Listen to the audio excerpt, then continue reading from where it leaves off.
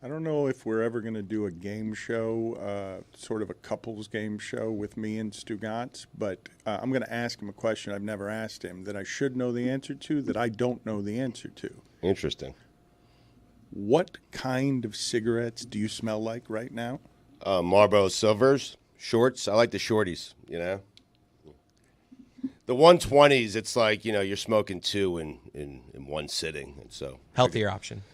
No, so I go with the shorties, which are the healthiest of the options. Yes, of the bad options. Have cigarettes come out with like a light, like a Yeah. Oh yeah. Well, like yeah, an there's Marlboro ultralight, lights yes. and all the lights. I don't do cigarettes. They all kill you. I mean, It just one does it lighter than the other. Marlboro lights. I slower, maybe. I don't know. But you have had an evolution here over the years, or has it always been what? Have you always smelled like that brand of cigarette? That's the only brand. That's the only brand I've ever smoked. Yeah. Not too harsh, you know, nice and smooth. Loyal, brand loyal. Yep. I like it. I want to make a comment now while we're on audio only, because I will not be under-promising or over-promising, I should say, when I tell the television audience that they're in for a delightful visual surprise, because once again, as is the case always with Stugotz and Greg Cody and Stugotz always win. So a punishment that was supposed to be a costume that made him look bad, instead, he looks like today, more than ever, he's straight out of the 1919s. He could not, that costume looks great on him. I would want to be led somewhere by him. He looks like one of the ghosts coming out of the cornfield in Field of Dreams. What costume? This is my uniform. I'm the manager of the Boston Americans. It's 1901. I'm trying to get the new century started off right. We have a big game against Cleveland later today. We got McGillicuddy on the hill. It's baseball time. What's it? Somebody just told me that the hockey season just ended. What is hockey? Who's playing sports on the ice? I've never heard of such a thing. It's baseball time, America's pastime. Oh, he's got material from the. He's here from the past. His wheelhouse. He's here from the 1919s. Hopefully that's the end of it. No, it's not quite the end. Believe me, I've got a guy. Hey, don't get me started. I got a young kid on my team, Ebenezer McDavid. He's supposed to be the next coming. He's supposed to be all this, the next honest He's got Wagner. material. He's overrated at this How point. method is this? Because I don't want to talk about integration with this guy. It's 1901, baby. Stugotz, I have an important question for you. Okay. We went around the horn yesterday. Do you remember where you were when Paul George got traded to the Clippers? Where was it? Dan was at the Clevelander. I was at Las Rosas. I don't remember. Yeah. Most people land there. Yeah, why would you? Is that true? I have a very vivid, oh my God! Because remember, Kawhi was leveraging the Lakers, so it was a shocking thing. No, but it wasn't just that. It was that Kawhi was super quiet, mysterious, and Uncle Dennis is involved, and all of a sudden Ballmer is negotiating with Uncle Dennis, and next thing you know, Paul George is with the Clippers. The notion that Kawhi was going to the Lakers was going to break the sport, because this was Kawhi at the peak of his powers, and we all thought the NBA was going to be ruined. And then Kawhi saved everything by, in the shadows, negotiating Paul George to be his running mate in LA, thus making the NBA wide open. It really was a where were you type of moment. Do you believe, based on the way Greg Cody looks, that we could simply say of him racial profiling, this person was a racist? Yes. Back in 1901. Yeah, right. Everybody was. Put her on the poll. Back in 1901, was everybody a little racist?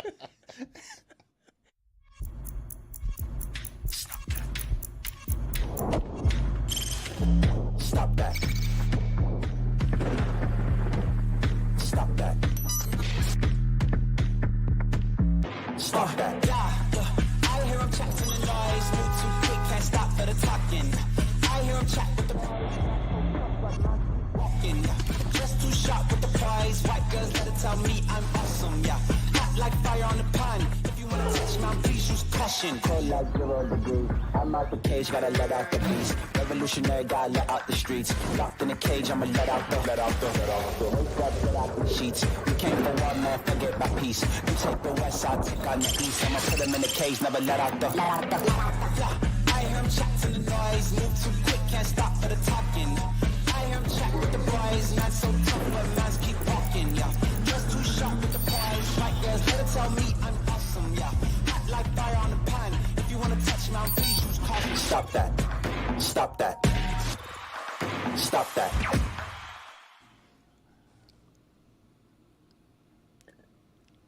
He looks great. He really does. He looks like somebody who was throwing a knuckleball in 1924 as the Great Depression approached. He looks the part. What was that hand signal? What pitch was that? That was my knuckleball. That was your knuckleball? The knuckler. All right, ladies and gentlemen, a 50-year chronicler of athletes thinks the knuckleball, after 50 years of covering baseball, is thrown with 2 fingers. The hook 'em horn sign is how you throw the knuckleball. Charlie Huff taught it to me. It can be thrown with 2 fingers, just not your middle and ring finger. Technicality. That's how it used to be thrown. Hook 'em. Thank you, Billy. It's his knuckleball. Thank you. Yep. I invented the knuckleball. Yep, sure did. Damn right.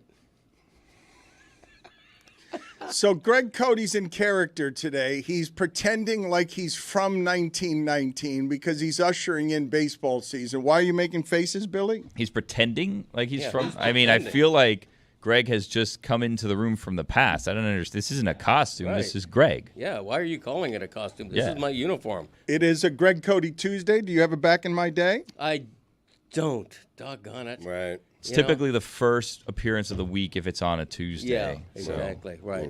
But you're wearing a costume today. So. You Well, are it's not a selling. costume, though. You are It's a selling a uniform. recycled book of back in my days, but you haven't had a fresh one in years, right? Right. You're just selling Months. old stuff. Months, I'd Yeah, say, it's not been years. months. The book is flying off the shelves, and the Pride of a Lion we're still really proud of.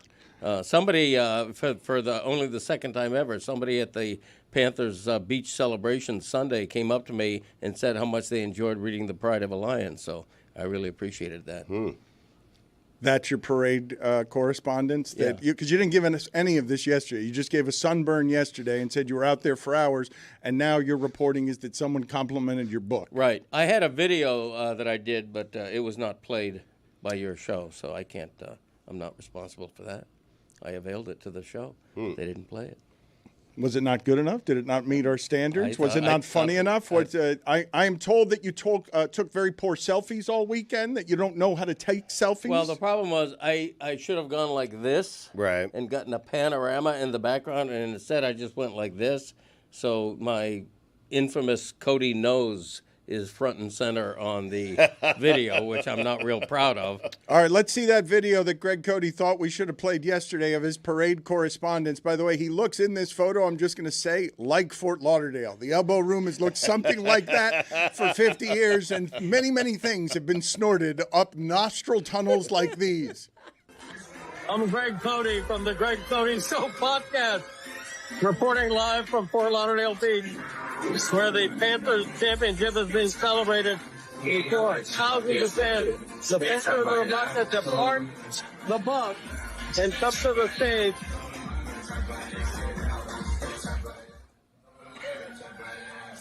Trying to get the commercial music out of here. People in front of the stage, thousands more. The Wow. cops are estimating Very a quarter close. of a Oh, million God. people here. Ah, the schnoz. Everybody who's anybody is here, except, you know who's not here? Connor McDavid. Hey, let's celebrate the Panthers even further on the Greg Cody Show podcast that Yeah. dropped Monday Yeah, morning. yeah, that's too bad. It's too bad we didn't get to that yesterday. Talking out of the side of your mouth. You having a stroke? Nailed it. This is the inception of his narcissism. He leans back in costume and just enjoys Uniform, not costume. He leans back in fine. uniform and just enjoys something from yesterday that is self-involved, not interesting in just his nostrils. Right. Yeah, we didn't. Back in my day, we didn't have any of those newfangled There it is. phones that served as cameras. What's going on? there. All right. There are sports things I want to get to, including Inter Miami having the most amazing and wonderful weird ending that didn't feel like a victory, even though it's the most historic moment in the history of South Florida soccer. I think that's what we witnessed last night, and I think It's a low bar. Well, A tie is the most famous. yes, one. well, Jeez. they gave up the 2-goal lead Glory. late. They scared everybody, but all they needed was a draw, and they advanced. So it was a good tie, huh? Yeah, it was.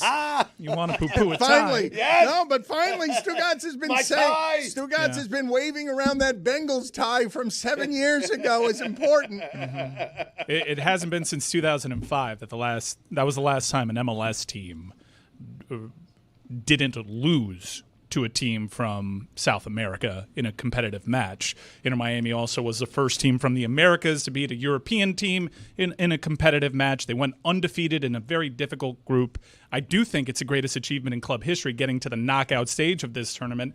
That being said, it should feel a lot better. It didn't feel good after they blew a 2-0 lead to Palmeiras, and the end of the game kind of felt like you were on a razor's edge because you weren't really aware of what was going on in the other match. So it left a lot to be desired in terms of feeling fulfilled. But for a club that is only 5 years old, to make it to the knockout stage of this tournament is incredible. Can you explain, though, Cody, as someone who's covered soccer in this market since the Fort Lauderdale Strikers of 1978, can you give me a feeling comparable to that mess from last night where you get a wildly unfulfilling fulfillment?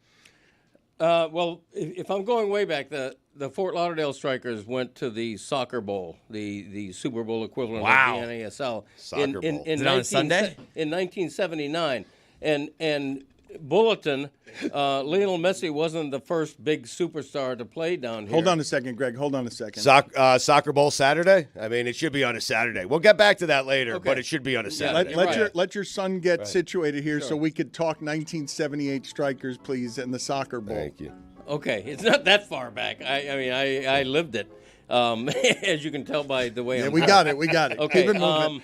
No, that 1979 Soccer Bowl team of the Fort Lauderdale Strikers, they had Gerd Müller from Germany, one of the all-time course great they players. did. Right. They had Nenny Cobillas from Peru, one of the all-time great One of the players. first Hispanic words you ever learned, correct? Nenny Cobillas? That's- It could be. I don't know. I don't chronicle it. Cabillas, I don't catalog right. that, but Cabillas. Cabillas. Cabillas. Who's that to you, fellow Cabillas? Your glasses are fogging I up. know they are, because I'm not used to being in a heavy wool uniform. And now like you this. look It's like Joe ridiculous. Zagacki with the sunglasses again. I can't win.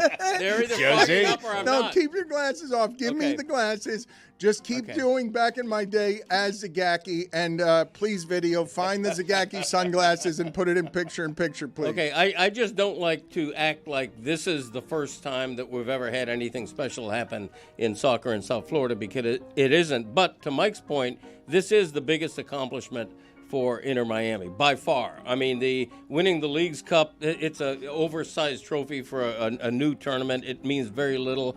Winning the Supporters Shield, you may disagree with this, Mike, but it's a consolation prize that's only bittersweet if you follow it up with a first-round playoff exit. So this accomplishment is by far the biggest, and I also love the fact that By far the biggest what? Finish the thought, historian, please. By far the biggest what? by far the biggest accomplishment for Inter Miami thus far in the Messi era. And what does it mean within the context of 50 years of covering soccer in this market when I'm calling it a wildly unfulfilling fulfillment? Oh, you're totally wrong. You're totally wrong. And now what's ahead is also fascinating Yep. because Messi goes up against his former team, played there a couple of years coming out of the pandemic. He played for Paris Saint-Germain, and it could have been the Brazilian team. Botafogo. Yeah, and everybody would make fun of that if only for the name, but they won the Brazilian championship in It's a great 2024. name. It's a great name. And they also just beat PSG, which is the reigning Champions Right. League winner. So it would not have been an easier match, but I think it's a sexier match for Messi to face his former team. Great for Sunday. storylines. But look, no matter over the course of 50 years, you had an MLS side beat a two-time Champions League champion, and Porto had won most recently in 2003 a Champions League. So they're a club of prestige. It's a difficult group. You have European blue bloods in Porto. You have a club that's 125 years old from Sao Paulo that's decorated. You have the most decorated club in the history of the world in Al Ahly from Egypt. Not a lot of people had them coming out of this group, and for a moment there, they looked like the class of the group. It looked like they were winning this thing easily. To go through it undefeated and get to the knockout stages and set up this incredible matchup, which will be undoubtedly very difficult for them against PSG, for the storylines alone, it's incredible. It's a dream matchup that you only see in FIFA. Mm-hmm. Why are you saying blue bloods so much? Why? I said it once. I mean, to try to explain it in American terms, do you know about Porto's early 2000s Champions League victory with Jose Mourinho at the helm? Yes, thank you for the reminder. Well, they're always in European competition. I know they're from Portugal, which may not be perceived as like the Bundesliga here. I'm the only reason I'm stopping you or slowing you down, okay? Because you have been talking blue bloods since you bought your way into the University of Miami program. You have been you've been using the phrase a lot, and it's usually something you were doing only with college basketball. I'm trying to explain it to the Americans in the room. Okay.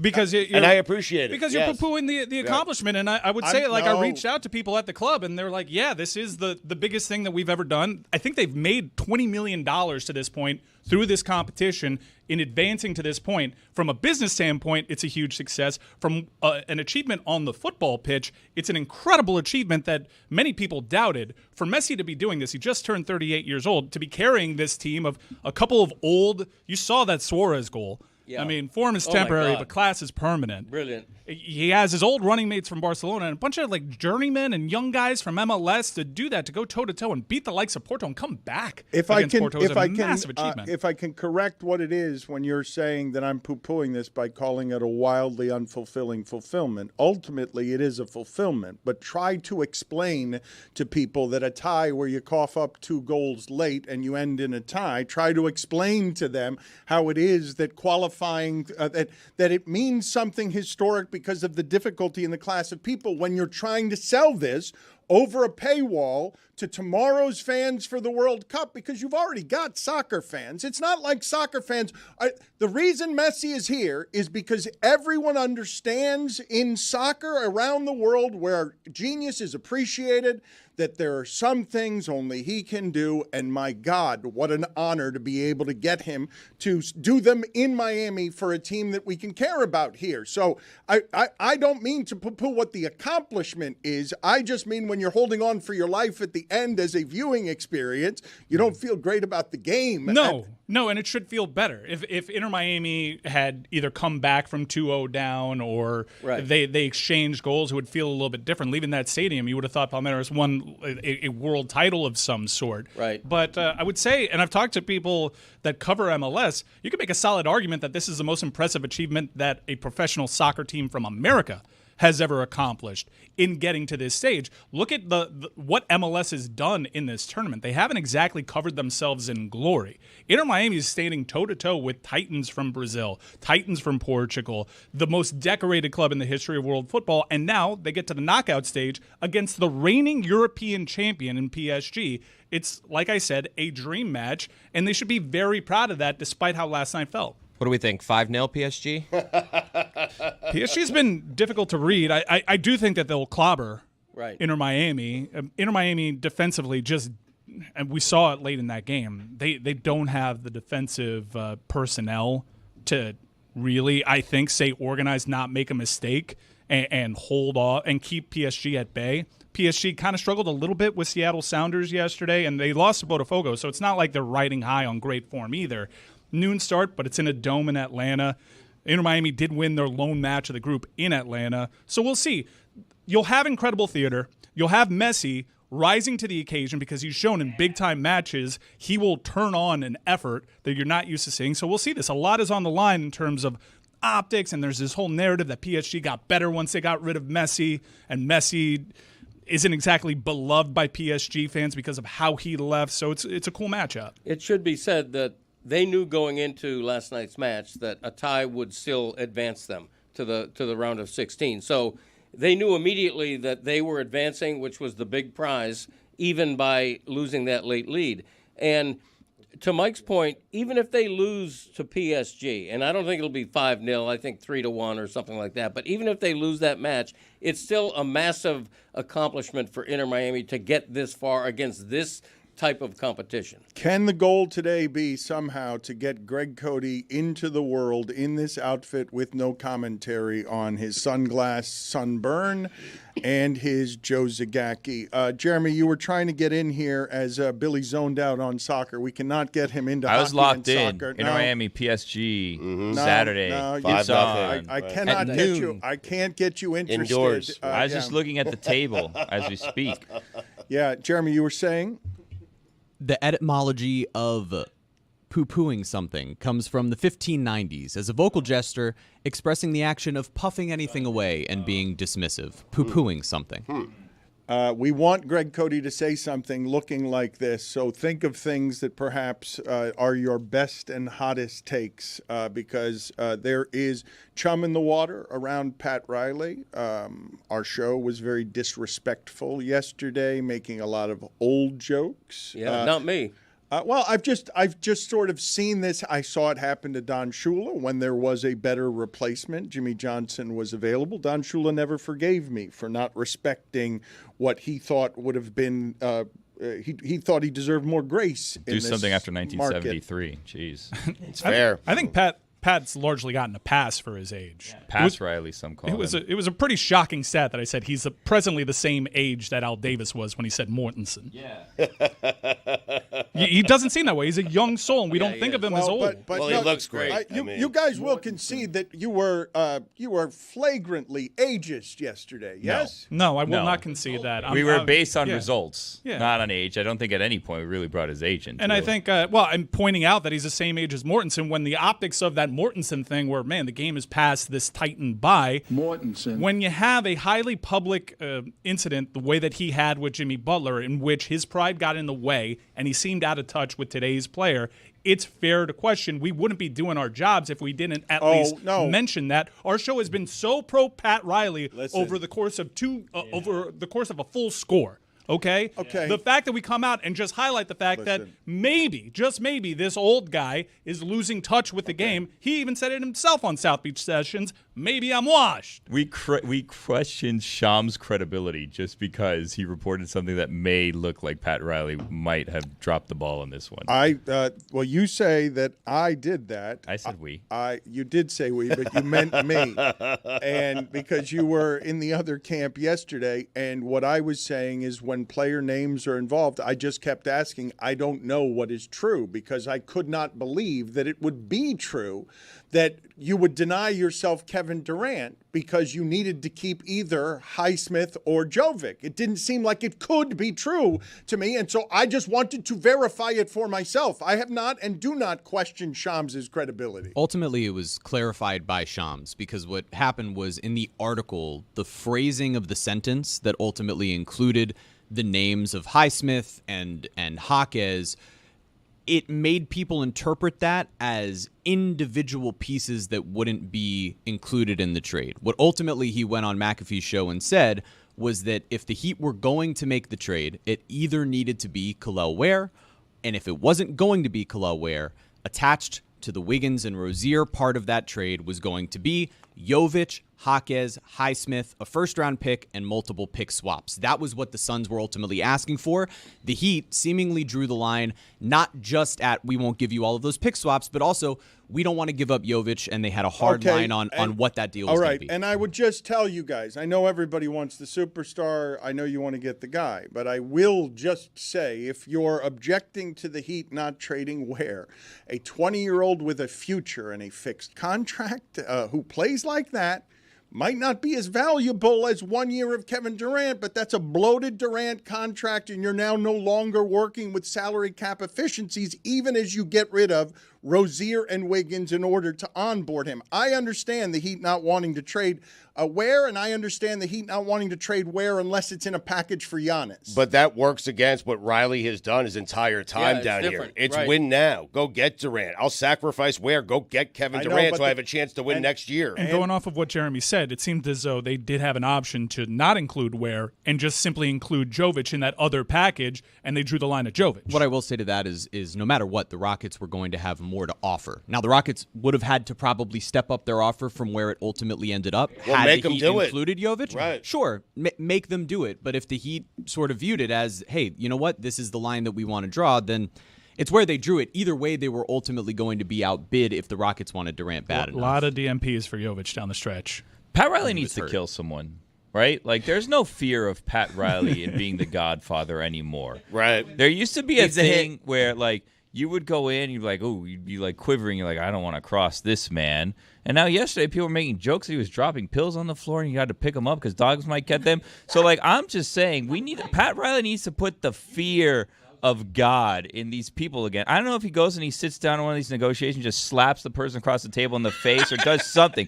He needs to do something to get them afraid of him again. He started off by saying he has to kill someone. Now he's slapping them Well, in I'm the face. just saying, if he doesn't have it in him anymore, maybe an overhead then maybe projector. just a quick, You should get an overhead projector and call out Shams. He put those rings to use. Don't just drop them on the table. Drop them in someone's skull. You know what I mean? So you want us to create the CGI that makes Pat Riley Robert De Niro in The Irishman, where we have him kicking someone's ass at 80-plus years Not CGI. old. I want him to do it. I want him to deck someone across the face with those rings. Imagine that Shams report. Lose a diamond in someone's forehead. You know what I mean? Imagine the report.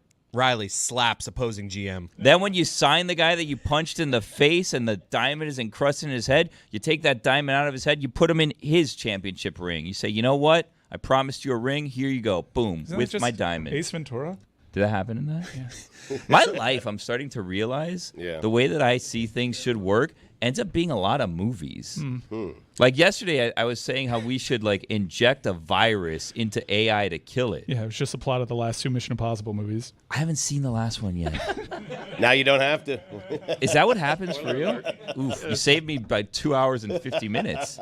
Yeah, but it's the thrills along the way, man. Oh, This man. airplane stunt is It looks crazy. amazing. I can't stop watching the trailers. I haven't even gotten to it yet because I didn't want to. I didn't want to have to go to wherever it was. I think it was Paramount Plus. I couldn't find my way through a tough one. through the thicket. I couldn't find my way. That one's a tough Gotta one. do a search. I stopped. I wanted to get there, and so I just got stuck in trailers and making of the movie. And I feel like I've seen the movie. Trailers for sale or rent. He's right. Rooms to let everybody Sense.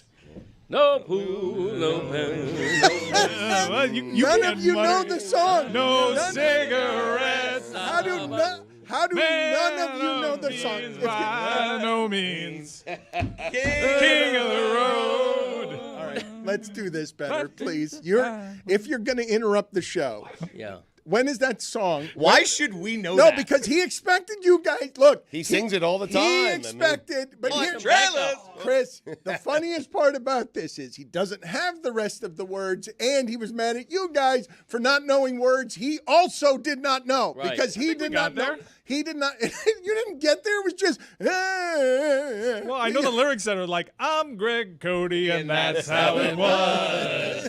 Back in my day. Yeah, we all I know know that. those lyrics. Yeah. But Dan is Well, right. he We was all like- turned into Eddie Vedder. I mean, Man of means, by no means. All right, enough. Your glasses continue to fog up. Can I ask you guys, this is a fitting. thought exercise, and we'll see on where the Miami Heat land on this. I would say as half the Eastern Conference tears its Achilles, it's a good time to get better. And I think it's irrefutable that Kevin Durant makes your team better. I can't believe we let Jonathan Zaslow get away with that bullshit Well, what yesterday. happened? What happened to you yesterday? So Zaslow's feeling more and more confident these days in a way that's not really explainable, and he got a bonus that kicked in when the Panthers won the championship, so he's going to be around more. But you came in today, and I haven't seen this from you before. Usually, you're okay saying someone's full of shit right when they're in the room with you, but you waited a full 12 hours before getting mad at Zaslow and calling him full of shit. No, I called him on it like a little bit during the show, but it kind of sat with me. I'm like, this guy of all people. If they traded for Kevin Durant, he would be hanging from the ceiling celebrating the move. He's a good player. Awesome player. He's a Hall of Famer. He might be hit. This is your boy, Kevin Durant. This is your boy, Pat Riley. This is your boy. Don't talk bad about Pat Riley. I'll take Durant at 50. I'll take it. He'll make that shot until he's 66. I mean, what is he talking yesterday, about? make me upset. Make me care. Make me care about Kevin Durant. I'll come here. What? Are you serious? Something's up with him. He thinks you can just come in here all willy-nilly, say whatever he wants. You got to punch him in the head and let him know. Let a like, diamond you can't hit. just come in Riley and say whatever you want. Have Riley slap him. Exactly All right. So Billy, this is Across now, the table, just so, a quick, okay, so is let it, him know. all right, Billy, he's 80 years old. So whatever you imagine that move to be, Zaslow? He looks horrible. He looks good. Well, I guess for 80, he looks good. He Morning looks horrible radio. for No, 28. He looks good for 80. He looks bad for his age. He looks good. He for really 80. does. He looks like 10 years of morning radio. Okay, he used to be a vibrant person, and now just what happened to him was 10 years of don't work in this business in the morning.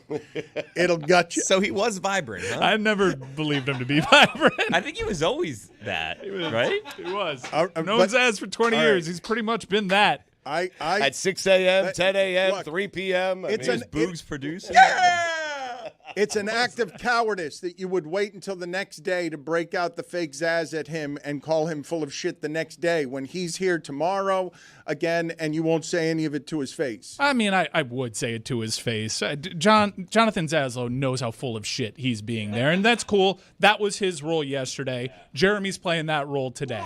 So let me ask you this question. Here's the thought exercise that I want to do. I'm sorry, Jeremy. You and I have had reasonable discourse today, and I think you also would admit that if Kevin Durant were acquired by the Miami Heat, for any one of those packages, you'd be aboard. I wanted Kevin Durant. There's no I surprise there. can acknowledge I wanted Kevin The Durant. Kevin Durant trade was announced before Tyrese Halliburton goes down. We all admit Tyrese Halliburton tearing his Achilles opens up what we all perceive to be a pretty wide open East even more.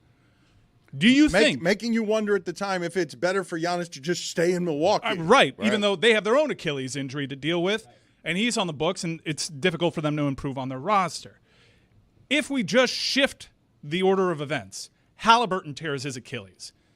Does Miami ramp up their trade efforts to get Durant, thinking that now this East is even more wide open, us merely improving gets us in a position where I can talk myself into Hero, Bam, and Kevin Durant being the best threesome in the Eastern Conference? It might. It might change the way that they view it. I think that the reason you saw the Heat draw a line in the sand where they did and not make the decision to give up every available asset that they have. And I think the conversation that gets sort of diluted is comparing their assets to others. You can't do it that way. You're one franchise that has a certain amount of assets to improve your team. So where they drew that line was, do we think that Kevin Durant, Tyler Hero, Bam Adebayo, and Kel'el Ware alone, with a bunch of guys who were picked up in the margins through, minimum contracts essentially, is enough to not just win the Eastern Conference, but win a championship? Because what you're doing is sacrificing your ability next offseason where you have everything available to you, including what would be going into the final year of a Tyler Hero contract, a guy that several teams would probably want to trade for and extend in the final year of a deal, or if they didn't, a huge number that would be able to fit into a window. And you could do anything that you want next offseason. So they go into this with Kevin Durant, and they say, is that going to make us a championship winning team? Because just going hasn't been good enough. If their answer to that is no, that's why you have to draw a line at keeping Jovic, because you would need to be able to use him and Duncan Robinson, who can be cut for 50% of his deal, as a way to upgrade at other role player positions. Why are lines drawn in the sand? Find out I'll for find me, out that please, origin. because you were really drawing a lot of lines in the sand while Billy wants Pat Riley to slap someone with a fencing glove. It's been 10 years. A ring. It's I want a diamond in someone's It's forehead. Embedded, right? It's been 10 years since Pat Riley told Danny Ainge of the Boston Celtics through a spokesman to shut the bleep up. Do it and again. You're saying he needs to do it again. Yes. Yeah, no, like actual. I'm not. I would, guys. Look, for the record here, let me be crystal clear. I would never encourage physical violence. However, you were just doing I'm not known as the Godfather. You know what I mean? Like if my name was the Executioner and I've gone 20 years without executioning, then all of a sudden people start wondering, why is he still known as Fair the to question. Executioner? Yeah. Exactly He's right. lost an execution step. Exactly right. Someone needs to kind of, you go in there. I'm not saying the biggest person in the room. Maybe Donnie Walsh is in there doing something. Who knows? And you just go and boom.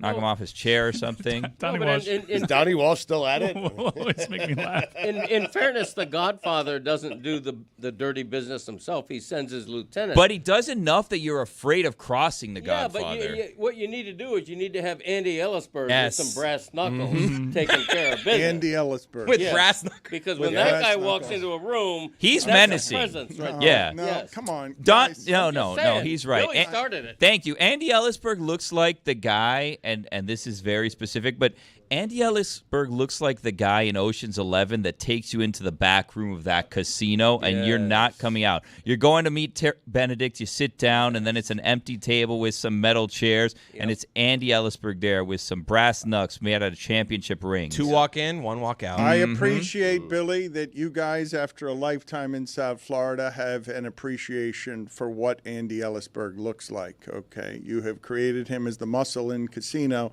and it's not exactly how I think of Andy Ellisberg. He is their chief What are you accountant. doing? No, You're doing What are this. you doing? We Yeah, haven't What done are you doing? I anything. have him Yep. as being the muscle. See nothing but muscles. None of us have done anything for the record. Yeah. This is going to fall on us. We don't like it. Nope. No, Guys it's are going to wearing brass fall on knuckles. you guys for a reason, and that reason is you summoned Andy Ellisberg Think as strong. You're not showing the brass knuckles that he's No. wearing. as Pat Riley's muscle when all he needs defense from is your disrespect. The only Who's disrespecting him? all of you guys, look, Chris, Cody, Greg, I don't know how you feel about this. As someone who's a longtime columnist Yeah. in this community, and someone who upholds righteously the idea that the columnist is a standard bearer for having grace about how you criticize people. Your son, Chris Cody, your son yesterday made jokes about Pat Riley spilling his rings on the floor now and Yes. dropping pills on the floor. And Chris having, said that. I don't yeah. think I said It pills. No, he was did. you. I said marbles. It I was said he you. I said wanted- he lost his marbles. all Instead of of you- purposely dropping the rings, it's now all like, of you- oops, This is I dropped the pathetic. rings. We've given him plenty of grace. Happens. This show is not called for his head. This show is giving voice to barely given voice to a narrative that has been out there about Pat Riley for a very long time. We are not You guys the hypercritical Pat Riley You were show. doing senility yesterday. You guys were doing ageism No, I'm doing- and senility yesterday. No, I am calling into question something that is out there, which is why has this guy not been able to pull off a big deal when his whole thing is I pull off big deals? What is it?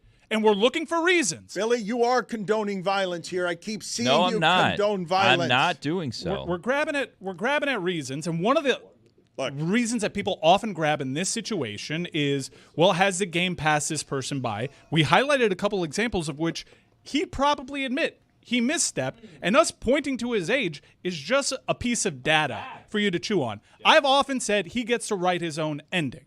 That's a full stop for me, but it doesn't save him from criticisms. On the subject of Kevin Durant, I was telling you, I've abstained from reporting anything around Durant over the last couple of months. I've not asked any questions of anybody. But the last time I'd checked in on Durant, I told you guys they want picks. Picks is what they want. The Suns need to rebuild everything Ishbia did there. That's what they want. They want picks. I can sit here now and say as a transaction, I believe South Florida would agree with what I'm about to say, which is no promise of Giannis. If I can get KD for a package that does not have wear in it and gets rid of Rozier and Wiggins, I want to make that trade and have this year of Kevin Durant. I think we can all agree on that. That's Yes. part of where it is the anger resides on some of this. I think you'd have consensus there on how could Pat Riley not have done that. And when I say to you guys, well, what am I missing about the reporting? Okay. What am I missing in I'm not questioning Shams. I'm just saying, like, it doesn't make sense that you wouldn't trade Jovic and Highsmith and dump those contracts for Durant. Like, I wonder about the picks. And again, what Phoenix actually wanted and how high Houston was going to keep going if Miami's offer kept getting better, because Houston didn't have to give up its assets, which is the reason we're having this whole conversation of how couldn't Miami outbid Houston? And what if I tell you Phoenix wasn't going to let Miami outbid Houston? Phoenix wanted picks. Well, but if you're Miami, you make Houston give as many picks away as possible, as much as possible. But that might have been the case when you were doing the reporting on this. Shams and the Miami Heat, via Barry Jackson, have come out and said what the deal was and what the tipping point was for Miami. There weren't that many picks. It was mostly players, and they drew the line at Jovic in one package, or they had an option to go down the Ware path. That's what the deal was. Those are two very reputable reporters that said that. It's not this bounty of picks that it was last year. The data changed, and I think Jeremy made exceptional points. If that... I'm not going to sit here and argue getting Kevin Durant is a championship move. I will argue it makes you better. It makes the East way more competitive, and it may be a move away from being championship contending. But has that been the standard for the last 3 years? Because what I would say is getting better should be the objective.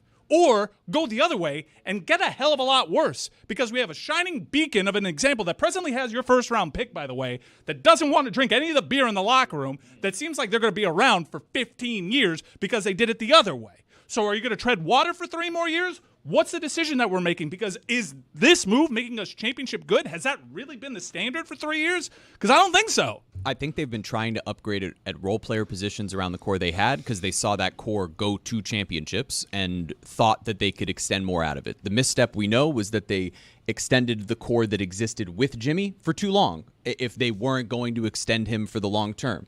So now the question just becomes, what is your best and most pragmatic move? Because like you said, if you don't think you're a championship team with just Durant, you need to be able to make some other moves in the margins. That's why you keep Jovic. But if Jovic and pick swaps are part of where you're ending up breaking up this deal, because you've decided you're willing to give up one pick and you're willing to give up Jaquez plus some other pieces, you're drawing a line in the sand, which goes back to biblical times, John 8, where some have perhaps erroneously interpreted Jesus writing in the sand as drawing a line in the sand in order to address those who were about to stone a woman caught in adultery. All right, excellent. This is not a time to be pragmatic. Shams' writing was confusing. It was his fault. Barry saying there was nothing remotely conflicting about the reports, but then admitting the writing was confusing. That was rich. Your information, guys. Barry Jackson and Shams, I simply want the most accurate of information, please. That's all I was asking for.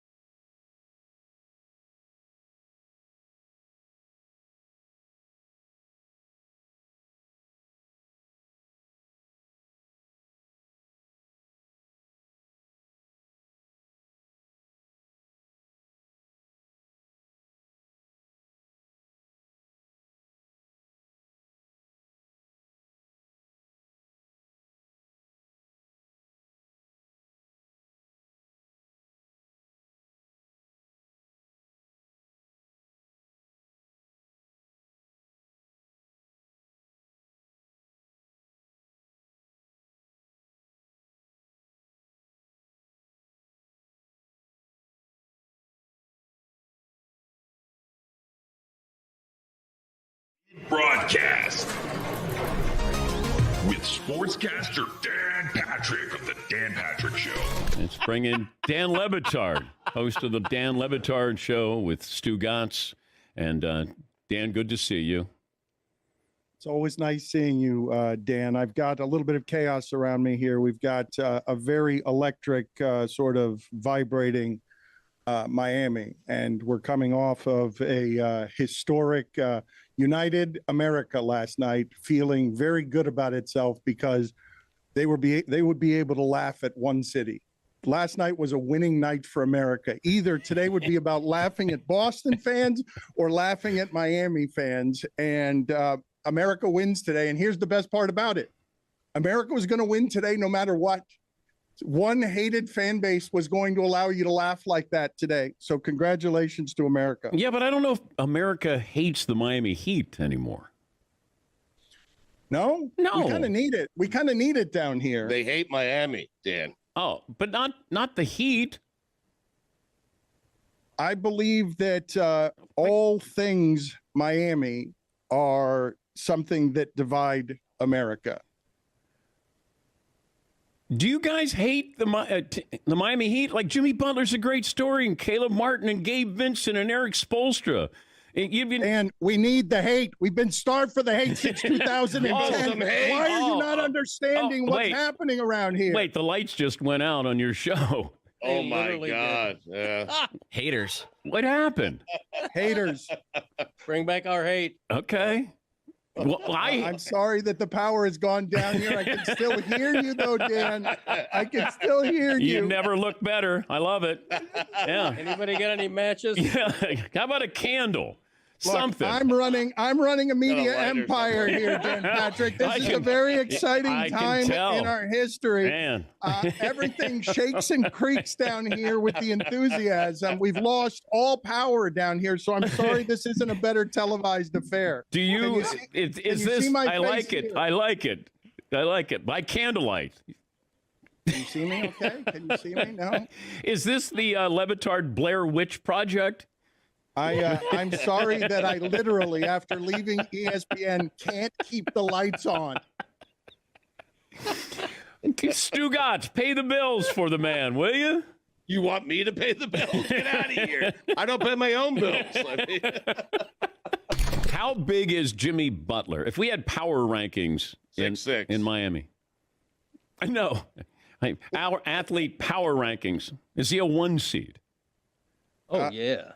What do you? Oh, yeah. Are you kidding me? Dan, you are doing the show I've always wanted to do.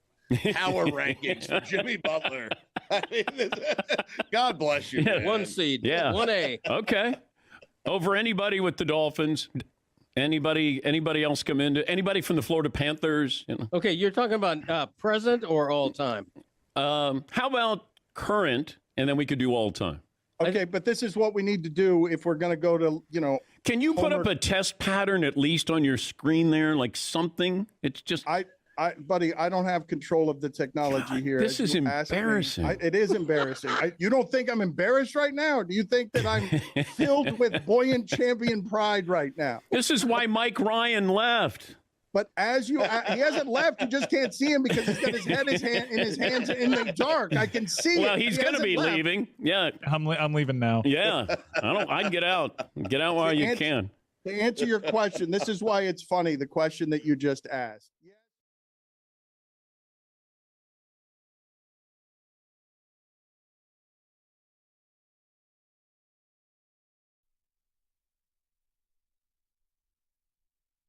This segment is presented by LinkedIn Jobs. Post your job for free at linkedin.com/DLS. Terms and conditions apply.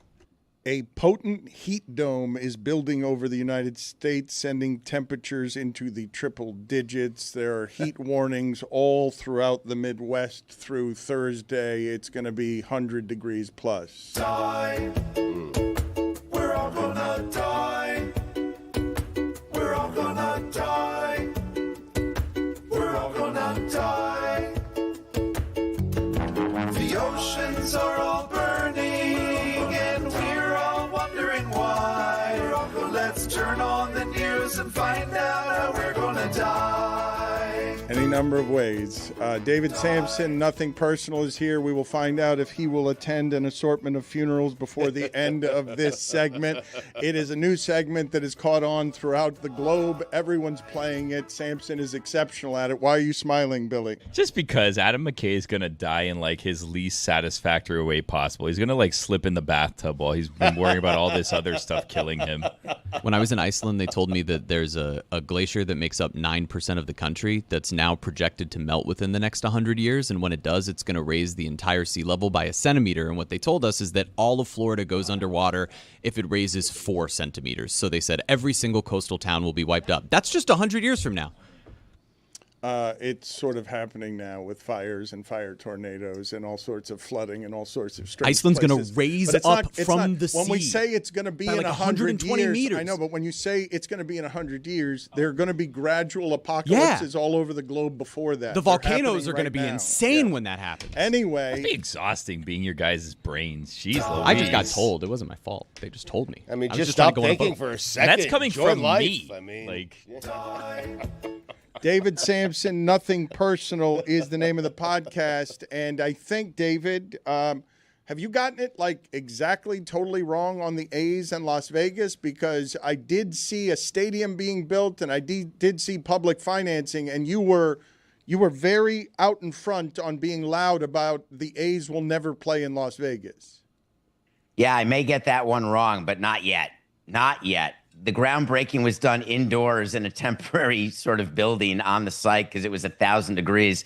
When we did Marlon's groundbreaking, we did it outside like men, and it was so hot. It was insane, if anyone can remember that.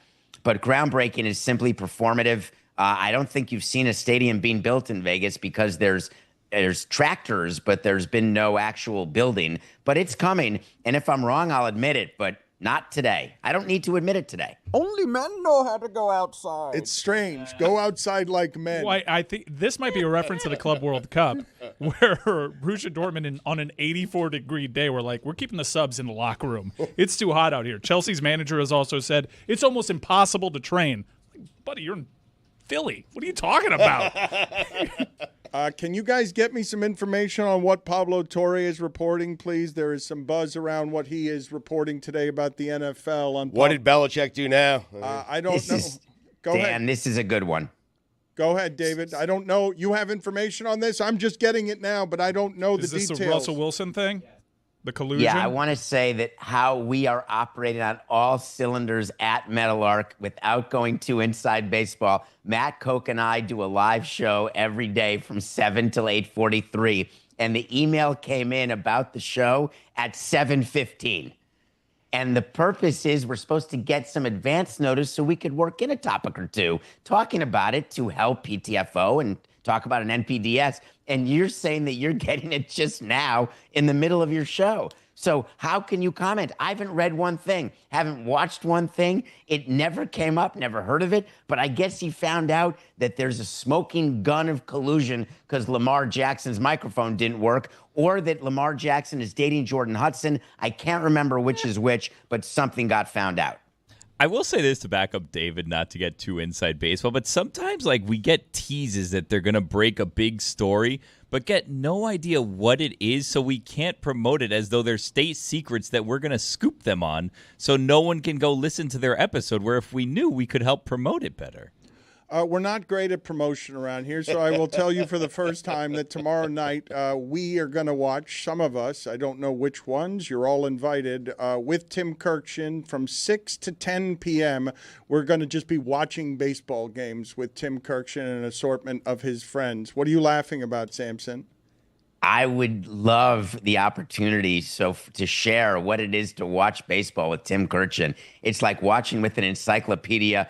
And it's just anytime you can watch a game with a scout or a real member of the media or a former player or manager, you'll realize that the game of baseball, it's like a symphony or a ballet. There's so much going on during the course of a game that your audience may say, my God, that sounds like chalk nails a board or something. I can't remember the expression, but no, it's going to be awesome tomorrow night with Tim Kirkshin.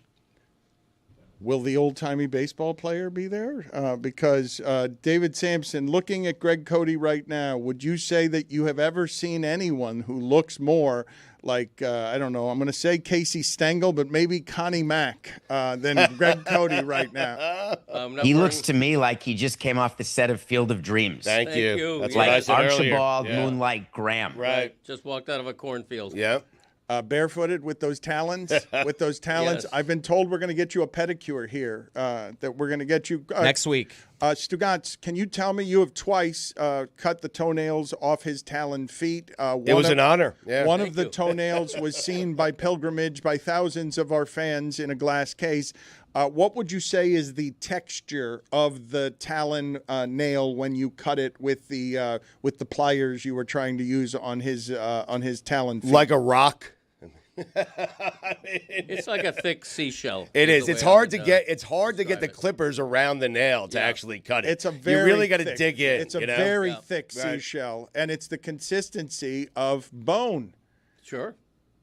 It would be very hard to break. Like Stugotz did something. I broke it. Stugotz did something Herculean by taking I'm going to say a hatchet and a mallet and getting one of his toenails off because it is the feet of a demon. No one disputes it. The pedicurist, whoever that person is, will run from any room screaming when she sees him unveil his leathery feet.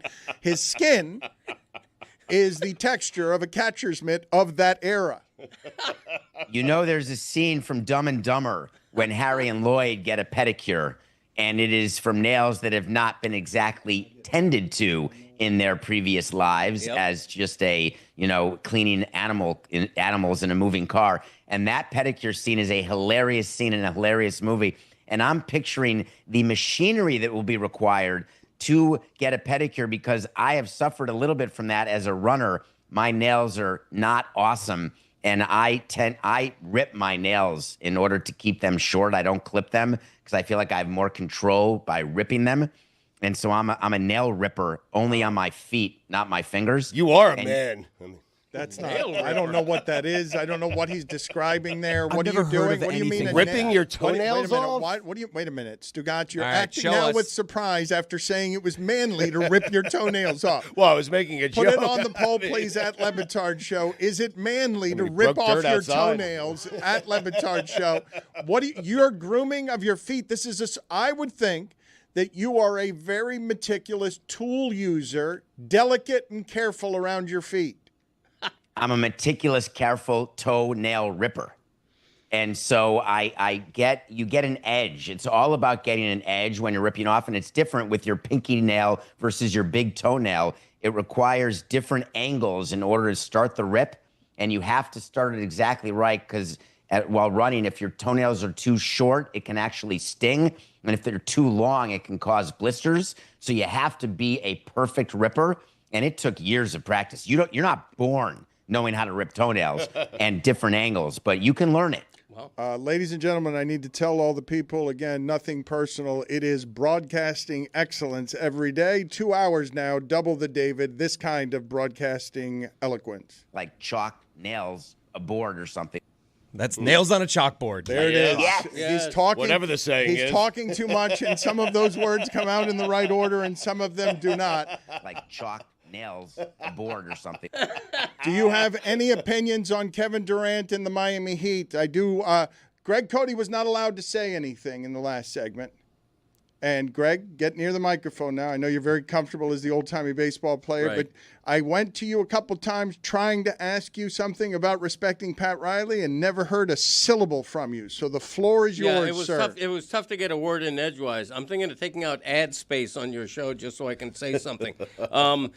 Any thought that Pat Riley is too old for the job is ridiculous. Any criticism of Pat Riley needn't even mention the fact that he's 80 years old. I think his mental acuity is beyond question. I don't think age is a factor at all. What I think Heat fans should be frustrated about is that Kevin Durant was gettable at a price far less than I think anybody imagined. Houston did not pay a lot to get him. The Heat could have had him if Riley was not unwilling to give more than he was. That's the frustration. The Heat didn't lose out on Kevin Durant because they could have had him. They were just unwilling to give a fair market value for him. That's what's frustrating to me. So that's a bad job by Riley, though. Wait, so it sounds like but you're it's got nothing to do with age. So you're criticizing him, but Yes, I am, but it has nothing to do with You age. can be sharp as a tack and still be out of touch with today's players. Look, I'm 39 years old, and I see OKC's championship celebration, and I'm wondering what the hell's happened to the younger generation.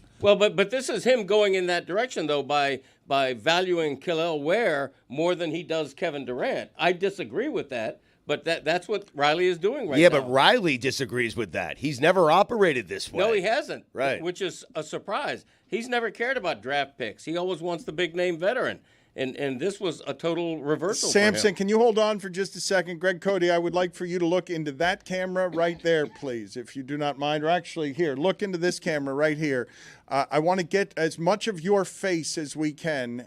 Which camera do you think he should be looking at? As I think this one That's right the good here. one. Yes, Thank you. yes, you got it. So just give us your hottest take here as your glasses fog up.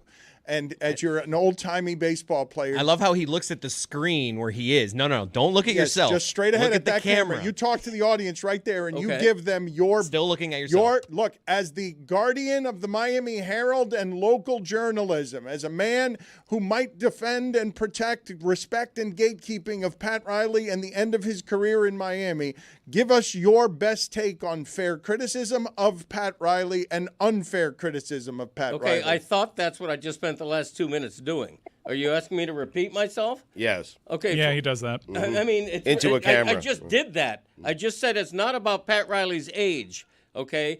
But in Dan this, forget? I mean, geez. In this case, he did not want to give enough to get Kevin Durant, which is a disappointment and a surprise. Now, to Dan's point, what he said yesterday, if he goes out and somehow gets Giannis now, everything is great, and he looks like a genius. But nobody thinks he's going to do You that, look right? like the old man from Up. That's all I wanted. I just wanted his glasses to fog up more and more, and I didn't care what Fog the up. words were that came out I of know his you mouth. did. I know I you did. just wanted the hot air from his breath to fog up his glasses as the take kept getting hotter. But David, your thoughts on not getting Durant? Do you have, on nothing personal, did you have some sort of viewpoint that's different than other people who are at this trough? Yeah, I just would tell you that Pat Riley should be getting thank yous from his fan base, not any criticism. Kevin Durant is, you want to talk about overrated, Greg, you missed the opportunity. At $50 million in an expiring contract, Durant is not getting you closer to a title. What he's doing is taking away any sort of flexibility you may have and giving false hopes to the players that he's with, thinking that he can be better. And he can't. So the reality is that any amount of deal that Houston gave, I viewed it as an overpay. You think that they didn't have to give up anything. 5 second-round picks, it's not nothing. There were it's not a single 8 first. live bodies given for one, an overpaid guy who has proven that he can go to a team and bring him right into the crapper. So Pat Riley, as an octogenarian, is actually firing on all cylinders, although 80-year-olds can't fire on all cylinders, but most cylinders not being seduced by the name. Put it on the poll, please, Juju. Can 80-year-olds fire? Can any 80-year-olds fire on all cylinders? So he's taking the hottest of the more extreme takes. All I have heard is that the Rockets made a good deal getting exactly what it is that they needed for their team, not just as a veteran, but as a shooter. The last 3 years of Kevin Durant have no precedent in the sport in terms of efficiencies from jump shooting. You're on the other side of this. I've heard no one say that's an overspend at 1 year. They didn't even have to extend him, did they? Did they extend him? Or did they just take the 50? That has not been reported yet. It's not even a took the trade year. yet, Right. folks. Yeah. Just so we're clear, the NBA, nor the Rockets, nor the Suns announced any trade. It was breaking news leaked on Game 7. I have not heard anyone saying what you're presently saying. You're going the other extreme here in a way that's aggressive. I have not heard anyone saying that Kevin Durant is not someone who will be additive to the Houston Rockets and is exactly the kind of thing they need. I'd be far more worried that they're going to get Georged. And that would concern me far more if I am. He's not Paul George. He's an unprecedented scorer. It's not even that. It's also they're not giving up Shai Gilgeous-Alexander and the bevy of picks that were traded for Paul George. Not that Jalen Green is a bad player, but you're moving Dillon Brooks, who's been a journeyman and a defensive-oriented player, 1 first-round pick. Those second-round picks are almost more valuable to help you facilitate other trades down the line for role players that maybe they won't be able to do. But the benefit, if you're Houston, is you've already built your core around Şengün, around Thompson, these young players who are ascending. You're viewing Durant as just an upgrade from Jalen Green, which he is as the scorer that you need down the stretch in games, which was proven during the playoffs. Yeah, they needed that. For them, it was the right move. For them, to it give makes up sense. that The Heat, it amount does to not. give up. Yeah, Right. and they're not done. They have so much more to trade and continue to improve on their roster. And if Miami, or just let it grow. Who's to say if Miami comes up to the table and says, "All right, we'll include Jovic or we'll do the Ware deal," Houston still has plenty of assets to be like, "Okay, we'll go one up." Yeah. I think you got to wait to see what happens here with all of these trades, because you say there's no SGA in this trade. I don't think you exactly know who's in this trade, because you have to look the way, and you can look with Paul George with the finals this year with Indiana and with Oklahoma City. There's so many different iterations of trades that happen, and it's not one trade. It's multiple trades over multiple years that bring your team to a place where they weren't before. And we have to see whether Ishbia is going to be smart enough to allow any sort of smart basketball person to do something there. But they're better off with more bodies, different bodies than with Durant, because you saw what they did with Durant. They weren't even in the tournament. So what exactly? You say it's unprecedented, Dan. Yeah, you wrote checks to the guy, and you didn't play in May. Right, but offensively, he was an extraordinary and exceptional player still. Windhorst said on First Take yesterday, basically, that Durant kept rejecting places to play, like Minnesota, to lower the price so that Houston could have assets to land another player down the line. There are reports that he'll take less than the max in the next deal. They got him cheap on a discount, and if I understand the Heat frustration, if pick swaps and Jovic, if that's actually accurate, and that's all it would have taken, that the Suns weren't enamored with the 5 second-round pick. I think the overriding frustration here from Heat fans is, yet again, a player wants to come here, which is hard to do. Get a superstar to say, I want to go to Miami. They haven't always been able to have that player play ball. Recently they have, especially this player, multiple times, and they just haven't found a way to get it done when the executive atop the franchise is the guy historically that gets it done more than anybody else. People I just don't think you ever want to overpay, Mike. That's the whole key. And this is coming from a person who made a living overpaying and making bad trades. Mm-hmm. You really don't want to do it because you can get gun shy and you get burned enough times. You stop doing it. And I think what you're seeing of Pat Riley is that his MO has changed when he's realized that those kind of trades can go bad in a hurry. That right there, you can seize on that and say, that's not my Pat Riley. That's not.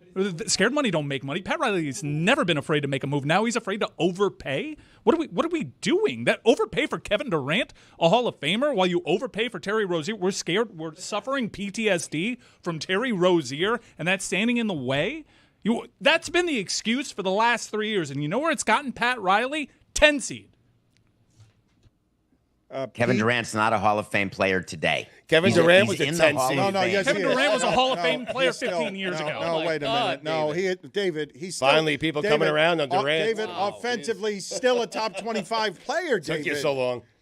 You don't get in the Hall of Fame by being a top 25 player. He's a Hall of Famer. Don't you misunderstand? He's going in the Hall of Fame, of course, because it's easy. All right, but this year, next year for the Rockets, as a matter of fact, I predicted on Nothing Personal, the Rockets will not make it out of the second round with Durant. All right, we don't need these predictions that we can check in 6 months from now when I see things being built in Vegas and you're still not conceding that the A's are going to be in Vegas. Like, it seems like they're building. He doesn't have to right now. I don't have to, Dan. but I mean, I will when I have to. All right, but it seems like you're wrong here. Like, and you're just being. You got to string it out, Dan. He's right. He's not wrong yet. Wait to see. You're being stubborn. David, in the negotiating room in baseball or outside in business, did you ever physically intimidate others to get your way? Maybe just slap someone across the table, leave a diamond in someone's forehead, anything like that? What's the most menacing tactic you use to get your way? I weigh 133 pounds. How can I be physically menacing to anybody? Can you show us your toenails? So I was thinking about trying to do it. Here's the problem. Now, I have the ability to do it right now, except I don't have the flexibility to do it right now because it would require taking my leg and I'd have to bring the microphone and all right, somehow. All right, this is what I would like. I want to see him do it. So yes, all right, here it is. Things. All right, I love that tan line. Put this behind the tan paywall. line. Good God, look at that tan line. You guys That's don't the good understand stuff what right you have there. available. Clean feet. Hold That on, one I even just has pulled a a hammy. tan. All right, those hips are not doing well. Did you guys notice the tan around the thong sandals? Did you notice that? Yeah, We all sexy commented on that. Yeah. Yes. Okay, good. Just wanted to make sure it was A little late to the party. because I didn't really Jeremy, hear it, so we were all okay. talking over each other. Okay, I want to make sure the Jeremy. audience Good. understood. Just don't say that out loud. Audio medium. Yes, okay, yeah, excellent. Yep, audio medium. I don't want to play that yet. He just wants to be mad at me. Friend or coworker? Fuck. Nothing Personal is the name of the podcast with David Samson. He is feuding with Andrew McCutchen over baseballs and Owned. He got Andrew your McCutchen ass. really got your ass. It seemed like. Can you admit that you're wrong here? Let's see what happened here. So there, Andrew McCutchen hit you with the rock, and he says to David, "My source stinks." What a laughable thing to say when my source is the commissioner of Major League Baseball, and I have 27 witnesses to back that up. So stick to your Lil channel and do this. He revealed the source, huh? Yeah, it's a proud Bad partner. journalism. DraftKings is a proud partner of Major League Baseball. Bad journalism from McCutchen, just revealing his source, but his source, Barry Sampson. So that's actually not at all what happened. So first of all, I like Kutch, and it's all good. And Lil channel, I didn't know what that meant. I was thinking Lil Abner. But I don't mind that he did this to me. Lil Abner, really. So you're somehow going older than Cody today. So you think of L-I''L, you go back to Lil Abner, a 1970s cartoon. That's the first thing I thought of when he wrote Lil Channel. I assumed that's what he meant. Is it even so 70s? I did Is respond it in a 60s? private DM. 60s. Let's give more context here, David. You originally McCutchen said there's something up with the baseballs this season, and you went on a rant saying that he's wrong about that. He's just making that up. No, what I said is his source is bad. I never impugned him personally at all. I merely said his source was wrong. So his response was, my source was the commissioner. Here's the problem. A, unveiling your source, not really what you're supposed to do. But B, he's talking about a meeting before the season started. I promise you, when he says 27 other people, he's referring to 26 members of a team and the commissioner. Wink, wink, there's more than 27 in the room, but I digress. So in that meeting where Rob goes around and talks to all the different teams, trying to build relationships with the players, trying to fracture the union in order to get a better CBA, but I digress. We can talk about that later. Oh, my God. What was said was that the balls have a standard of deviation when they are handmade. And I know he said, because he said this to me too. And within that standard deviation, balls can be different. But the specs of the ball are the same. They've always been the same. But there's always different balls. Some seams are higher, some are lower, some are just off with the leather. They're handmade. That's all he said. He didn't say the balls have been deadened or the balls have been juiced. He didn't say any of that. So I merely said, your source stinks because you misunderstood your source, but we're good. Whose balls are juiced? Lil Abner debuted in 1934. Yeah. Pablo Torre has exclusively obtained a secret document that billionaire NFL owners and union execs alike do not want you to see. It's a 61-page treasure trove, the publicists say, that unveils gory details about how football really works, including previously unpublished testimony and private text messages from 8 NFL owners, 3-star quarterbacks, Lamar Jackson, Kyler Murray, and Russell Wilson, NFLPA leaders, powerful agents and executives, and Commissioner Roger Goodell. Journalism is dying all over, especially in sports. Pablo Torre continues to keep it alive by snooping around billionaires and powerful people and their young girlfriends. You know, Billy. There's a chance that this episode gets nominated for a Peabody, and I think that is the object of this game. When you have this sort of reporting, and it's a great object. And I assume when we watch PTFO, which we haven't had time to do because we were told about it as a company 25 minutes ago, is that we will find that the biggest thing the owners are engaging in and what all players and unions are trying to find is the possibility of collusion. Was there collusion in not giving guaranteed money past Deshaun Watson for all those years? Is there collusion with free agents or with guarantee clauses? And the answer is it's not collusion that is actually provable in a court of law. There's no settlement coming, but there certainly are discussions that happen between teams and between executives as you're trying to figure out how to navigate today's waters in terms of guarantee language. That's about enough of David Sampson. I think we can all agree. Thank you. Look at Billy just came to life back there. What are you pointing at, Mike? I got a list of people for the funeral. Yeah. Okay. I do want to Right. do that, but I don't know how to segue from that to what David's reviewing today because he watched a movie that I watched and George Clooney did an amazing job on revealing to everybody what was happening at Ohio State that was predatory in a way that Ohio State needs to be held account for in a way that has a great deal of public shaming around how leadership fails young people. Just so we're clear, the crew, myself, so we're keeping David now. We're doing movies and the funeral game. Well, this is yes, it's crowded here, and I was about to let him go. They want to play the funeral game, but David would like to talk about this movie because it was powerful. And David, what was the most interesting? It's on Max, and it's Surviving Ohio State, and I know Penn State has gotten a lot of the attention here, and Nasser has gotten a lot of the attention here. But this same thing happened over decades at Ohio State in a way that George Clooney is responsible for bringing to life, at least in part, as an act of activism here. Correct, David? Yeah, the story is there was a team doctor for all the athletes at Ohio State. And this team doctor took it upon himself to fondle the male athletes and to examine them for hernias while his hand was on their genitals in ways that's not how you check hernias. And when they would hurt their elbow or shoulder, he'd say, yeah, but we got to check for a hernia. And the real thing that you'll learn, and it's not a spoiler, is the doctor who did this, he's dead. He killed himself. And to me, he took the easy way out. I wanted to see him suffer in prison because molesters and pedos don't do well in prison. And he decided that he would not take that chance. And this is a story about money. It's a story about the fact that males can be molested and can be the victims of sexual assault as much as females. And it doesn't get a lot of attention. And it's horrifying to be a big, strong wrestler or a hockey player, and you find yourself absolutely at the mercy of someone who takes advantage of you in a way that you don't even know how to respond to. There's no outlet. And the damn coach, including Representative Jim Jordan, who's still a representative in our legislative branch, was a part of it as an assistant coach, knew about it, claims he didn't, which is wrong and maliciously lying and gaslighting.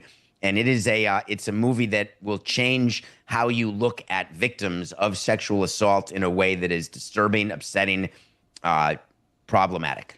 I have not read on about George Clooney and Jim Jordan, but the lack of leadership in there basically being a pipeline for abuse that is being funneled into a pedophile's office in the way, Stugotz, that you have athletes getting injured all the time around wrestling. So you're basically just sending prey to a predator for decades at Ohio State, and seeing it laid out this way.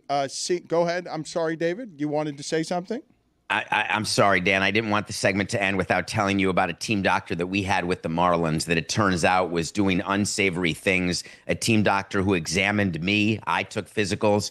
Now, the team doctor in this story would shower with the athletes. Our team doctor did not do that. He was up in Jupiter, and what he did is he had a bunch of strange things in the drawers, like handcuffs and various things that sexual deviants would use, or people who have a more interesting life than I do.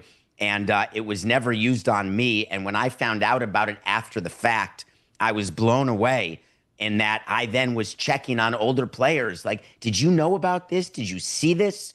So is there a chance that there are people in Ohio State who did not know what was going on?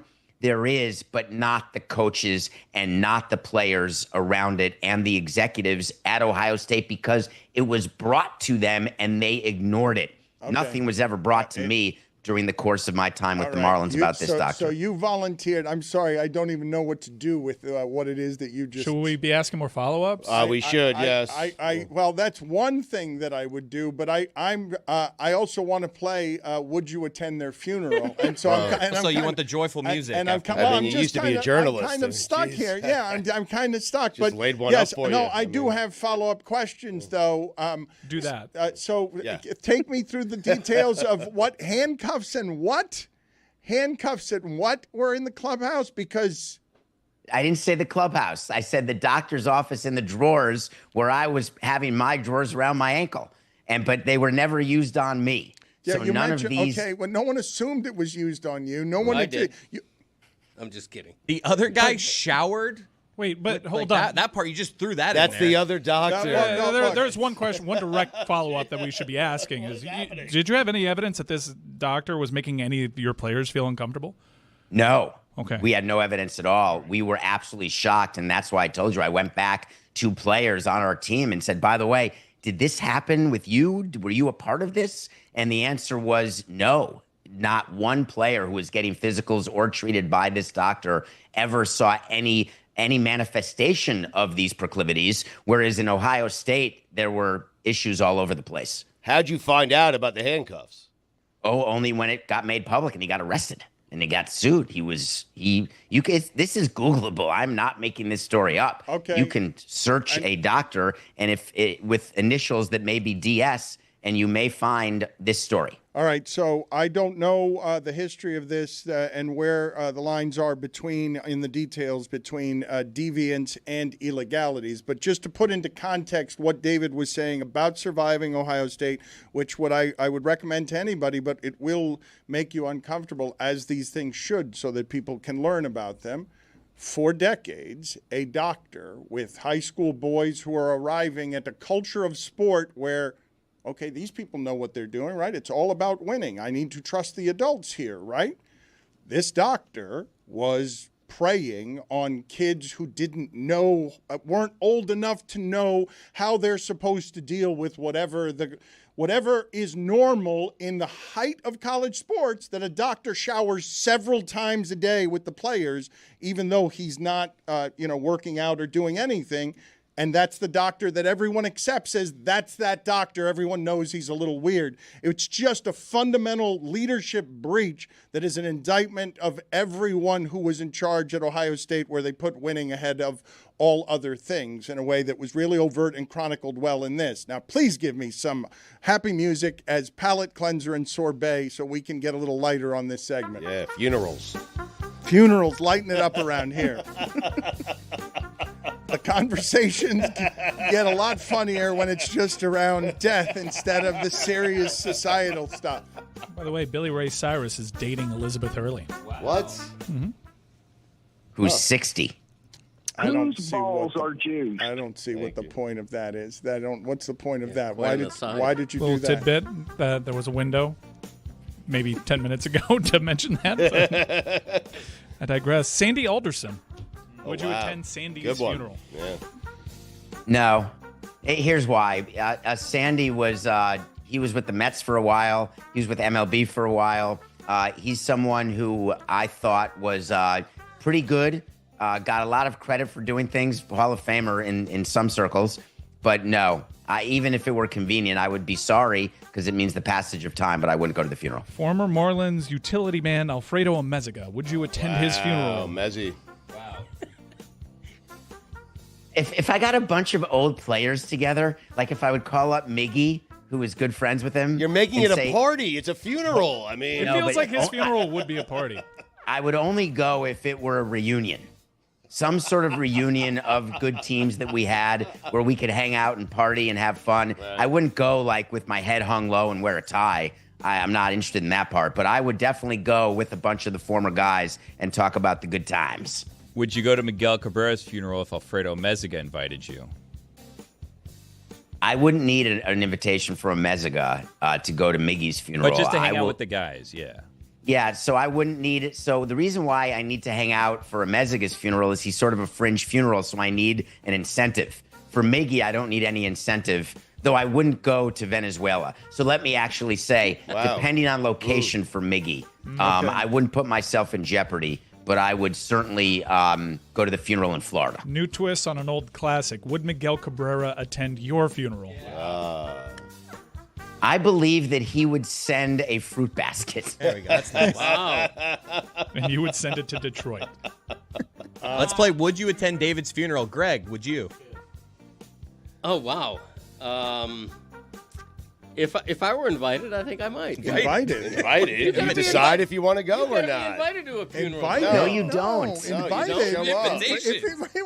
Wait pay a your minute. respects. What I kind mean- of answer was that? That's a man who's been slumbering and was not expecting the show to come into his direction. I was not, to be honest with you.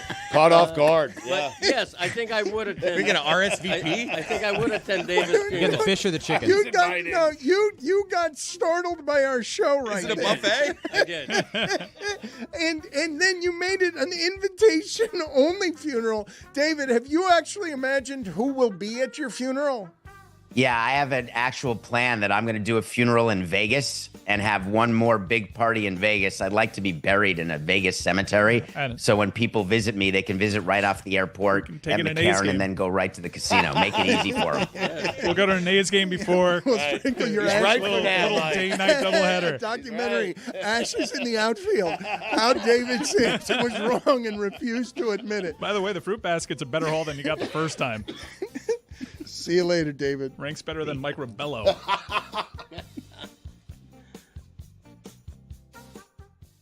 Ugh.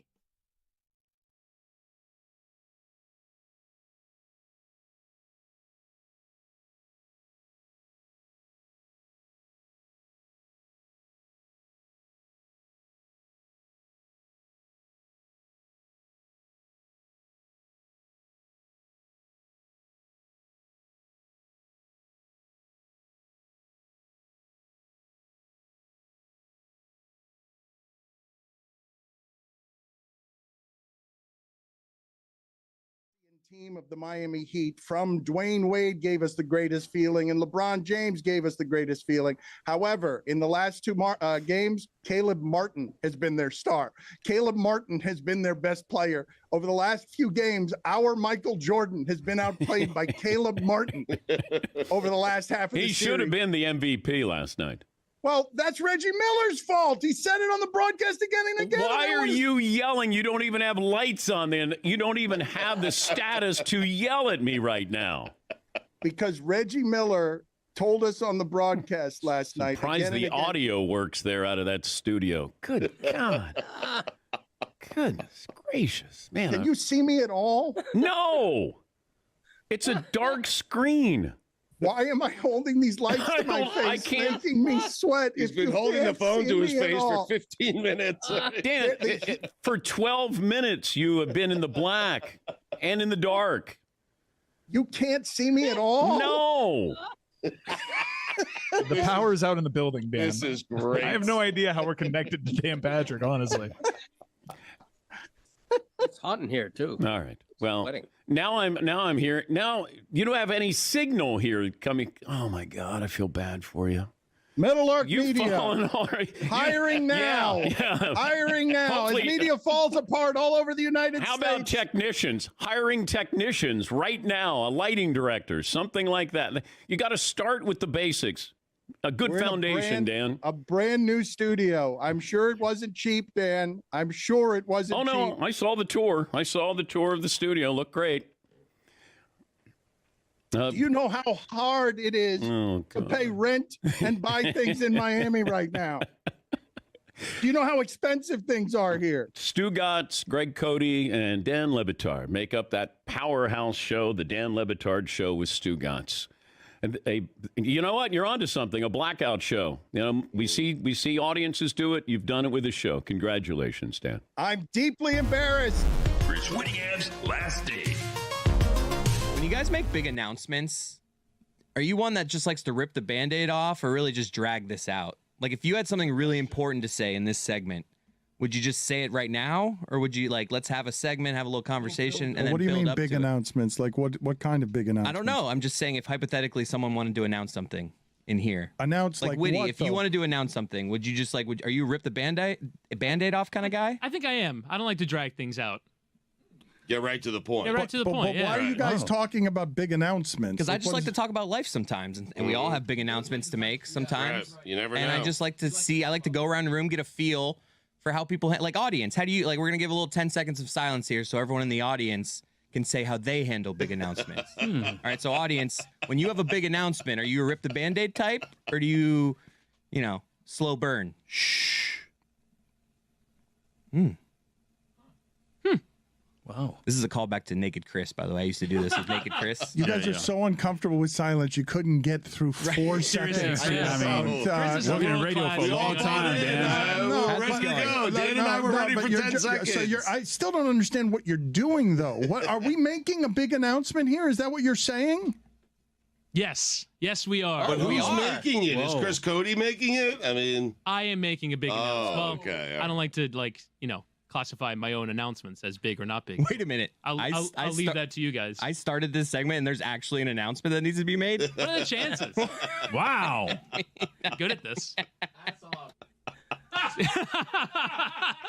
All right, so Witty's leaving. It was really poor acting. Spoiler alert. What the hell are you doing? Yeah, Chris Cody is correct. He has indeed broken my news. I will no longer be the executive producer of this program. I took over that job like a year and a half ago, but yeah, I will indeed be leaving that. And I have decided to commit fully to my play-by-play role, which I have recently begun with Apple. And I will no longer, well, I don't want to say no longer, because I'll still be around here at Meadowlark. We're working on a project that I will be a part of.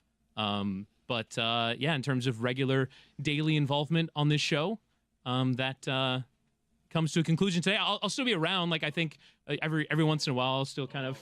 They're hugging you. Yes. Did you have a different way of doing this before Chris Cody got involved? No, I didn't write anything. I was going to say it just as awkwardly. Some people would argue that you presided over the single worst era of the Le Batard Show with Stugotz. And if that is... That was Andy King, year one. Oh, no. Not Andy's fault. Not Andy's fault. That's a stray. No. My fault and Dan's fault. Not Andy's fault. Okay? Or Andy King. All right. So I come in. It's in our third, fault, not Andy King's. I said it. I come in third then. That's fine. But if that's on my tombstone, at the very least, I got to say I work with you, tremendous group of people. I love you all. I will miss you all. Well, rank us. Hold on.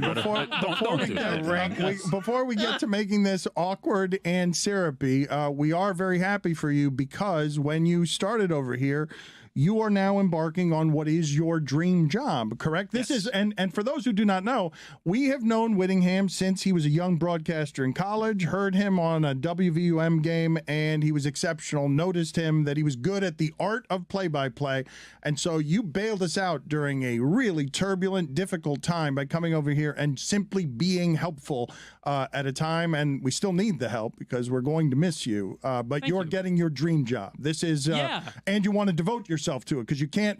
People don't understand how consuming these jobs are. They think Joe Buck shows up and can just fart out 4 hours, and that's not how it works. Yeah, I didn't honestly because when I got it, I was like, all right, this works out perfectly. Fly out on a Friday, do the game on a Saturday, fly back on a Sunday, do the show Monday to Thursday.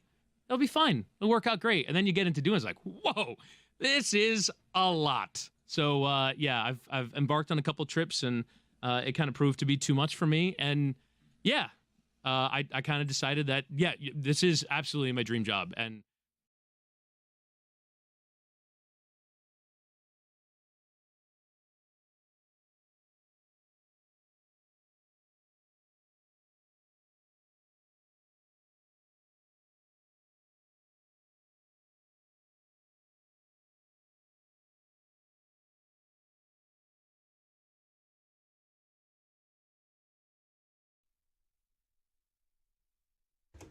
This episode is presented by DraftKings. DraftKings, the crown is yours. You guys have heard me talk as the media shakes all around us and starts to crumble about the ideas that that Greg Cody's show featuring Greg Cody with his son is a business, and God Bless Football and Stupidity are businesses, and Pablo Torre finds out is a business. And so I should tell you by way of promotion that Stugotz is doing God Bless Football more often and is trying to get a running start with pilots on being around 5 days a week on God Bless Football as he grows that. Why don't you tell the people, Stugotz, how it is they can get to where it is they need to get to in order to find all things Gotts on StuTube. You can also find Stupidity as well. We have a new episode that's out right now. We had Tim Legler on, so He was pretty interesting. You can go to youtube.com/@Stugotz790. That's where you go. He was pretty interesting. Classic. It's not much of a sale for Tim Legler, though. He was pretty interesting. Isn't that Stugotz salesmanship? I'm just letting you know that there's an episode out right now. We did 2 episodes yesterday. So we're doing Stupidity. We're trying to bring that back. It's doing very well. I appreciate everyone's support. We're doing that 3 to 4 times a week. We'll get to 5 times a week with God Bless Football once football rolls around.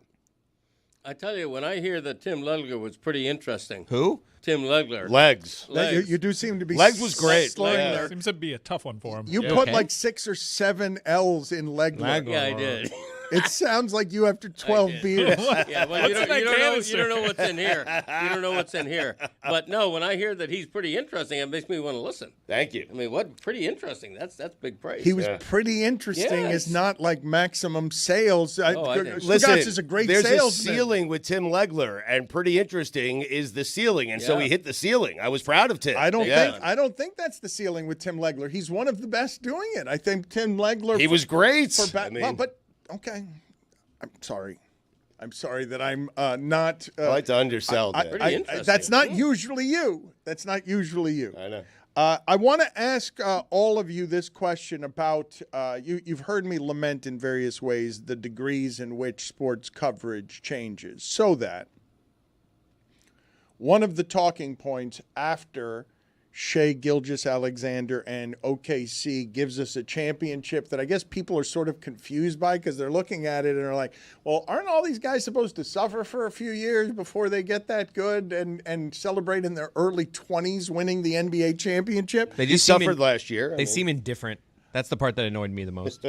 They're young, and there's something unsatisfying of customers feeling, for whatever the reasons are, like they have more joy about what the history of the story is than these kids out there that are in their early 20s and didn't even need a veteran of any kind to win the entire sport. But at Barstool Sports, Mark Titus says of Shea Gilgeous-Alexander, quote, I have zero respect for SGA. Zero. None. I bleeping hate watching him. I think he's the worst MVP of my lifetime. I think it's a disgusting watch. I think the Thunder are a blight on basketball. I think the way they play is disgusting. I think that there's this idea that they are a team, like a bunch of young guys that come together and play great team defense. They don't. They hack the shit out of guys. And Bob Ryan, I love this. I'm not going to say he speaks for all of us here, but he speaks from an indignance that comes from Greg Cody's 1919 baseball age. He says of Mark Titus, who is this shithead? Classic Bob. I mean, but when it's not, I would say it's not classic Bob in that Bob has never been this aggressive throwing shit from on top of Mount Sportswriter. Like when a columnist does this to you, Bob Ryan does not normally hit anybody with who is this shithead. Mark Titus is what is new Boston sports, is it not? Is Barstool not new Boston sports coming to take the city away from Boston? He's not really a Boston guy. Barstool did rise up from Boston, but we were talking about Mark Titus when he had his Club Trillion blog as what was he, Ohio State? He was an Ohio State rotational player. I mean, his point is that SGA is not fun to watch. Do we disagree? He's not. I mean, like I kind of see the point he's making. Obviously, he was saying things that were strong takes, but he's not the most fun guy to watch. Okay, but what do you want? You don't want mid-range. I mean, you don't want somebody who can get every shot that he wants, that everyone has to get out of the way because he's going to score 35 quietly, usually efficiently. What are you laughing about, Billy? I'm just now going through Bob Ryan's replies, which is great. Because someone tweeted out, do people still eat baked potatoes? And Bob Ryan said, you know what? I need to reply to that. He said, dinner tonight. Then someone else said, super serious question. Do people over the age of 50 still read newspaper? And he said, what kind of stupid question is this? It seems as though Bob Ryan's spending a lot of time on Twitter answering people's questions for some reason that aren't directed at him. He's just looking up questions to answer. We used to play Explain Your Tweet with him a lot. There was one that he had over the weekend that was just a certified banger. It was I was on the beach between 16th and 17th Street in North Beach Haven, New Jersey, listening to my transistor radio when Jim Bunning threw his perfect game against the Mets 61 years ago today. Where were you? Greg, where were you? I was at the Clevelander. What was the date again? I'll tell you where I was.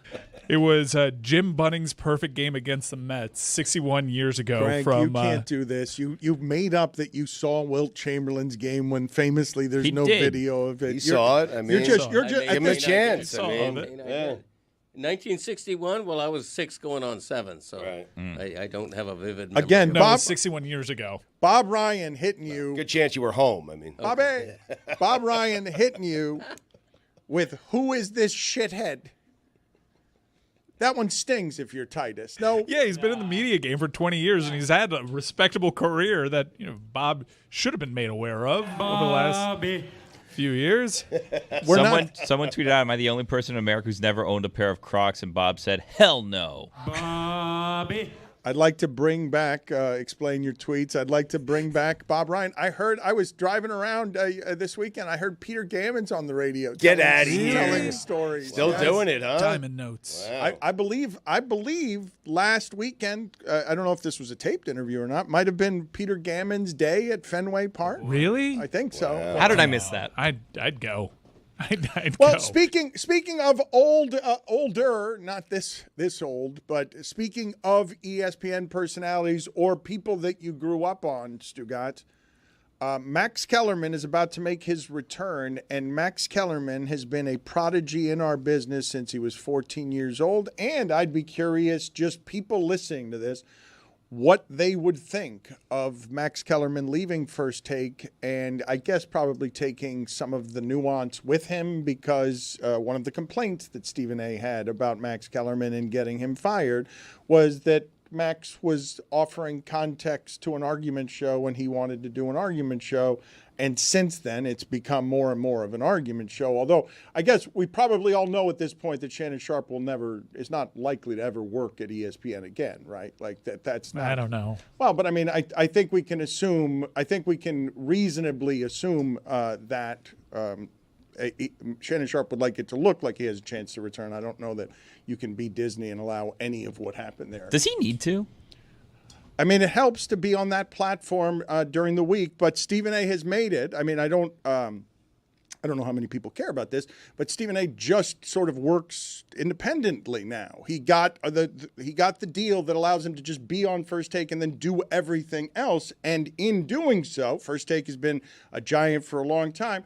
Max Kellerman fell by the wayside, and I think we can say Stephen A. Profited off of his decision there in every way, in a way that was really good for Stephen A. and ESPN, but less good for Max Kellerman. So I searched Max Kellerman on social media because I saw he's calling a big-time boxing fight, and it feels big in part because Max Kellerman is calling this fight. It's his first boxing match in 24 months. He's partnering back up with Jim Lampley, who just himself returned from a 6-year hiatus calling boxing matches. You're saying Max makes the match feel bigger. You get just being on the call. You get Lampley and Max together on a call. Yeah. Boxing has been missing those two on a call. That's what I know. I grew up on those two voices. That speaks to how long Max Kellerman's been in the business, and he's still a young man. But Max Kellerman, I was searching his name on social media, and there's a lot of positivity about, man, we didn't realize how good we had it when Max was over there. And what's happened is, as Stephen A. has leaned into the politics and sometimes going right of center, or at least not nearly as progressive as Max's takes were. Remember when Max was there, a lot was going on in the country. It's not like less is going on now, but his voice. One of the great insults and indignities of Stephen A.'s career is on his show, Terrell Owens saying on that show that Max was blacker than Stephen A. Max was often on the right side of these issues, and the more prevalent they get to it, Stephen A. is more and more comfortable talking about politics on First Take even, that, man, perhaps they should have let it ride out a little bit longer. That show would have aged with some grace, and Max's voice would have been a little bit more pronounced and more appreciated as the times evolved and as Stephen A.'s career also evolved. Peter Gammons' day is January 9th.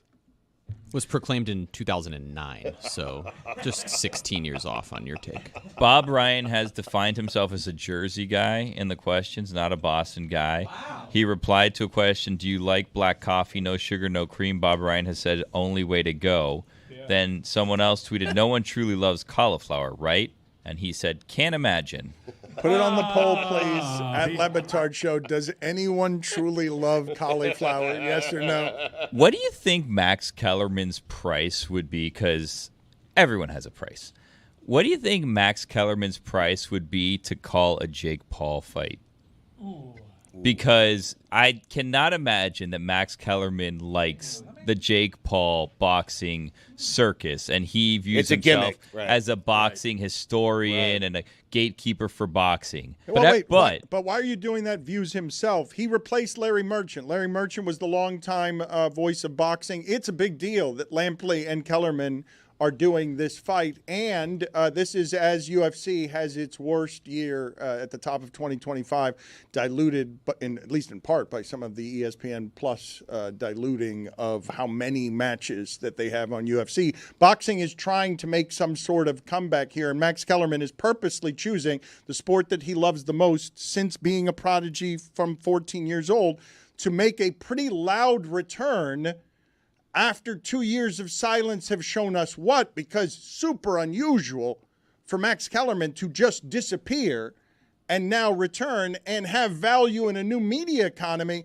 as somebody who sat out the last 2 years and comes back pristine after First Take becomes something else in his absence. So what do you think he would charge to do a fight? Everyone's got a number. So everyone has a number, but this is very much below him and what he stands for as a boxing broadcaster. So what do you imagine Max makes per fight? That's the question.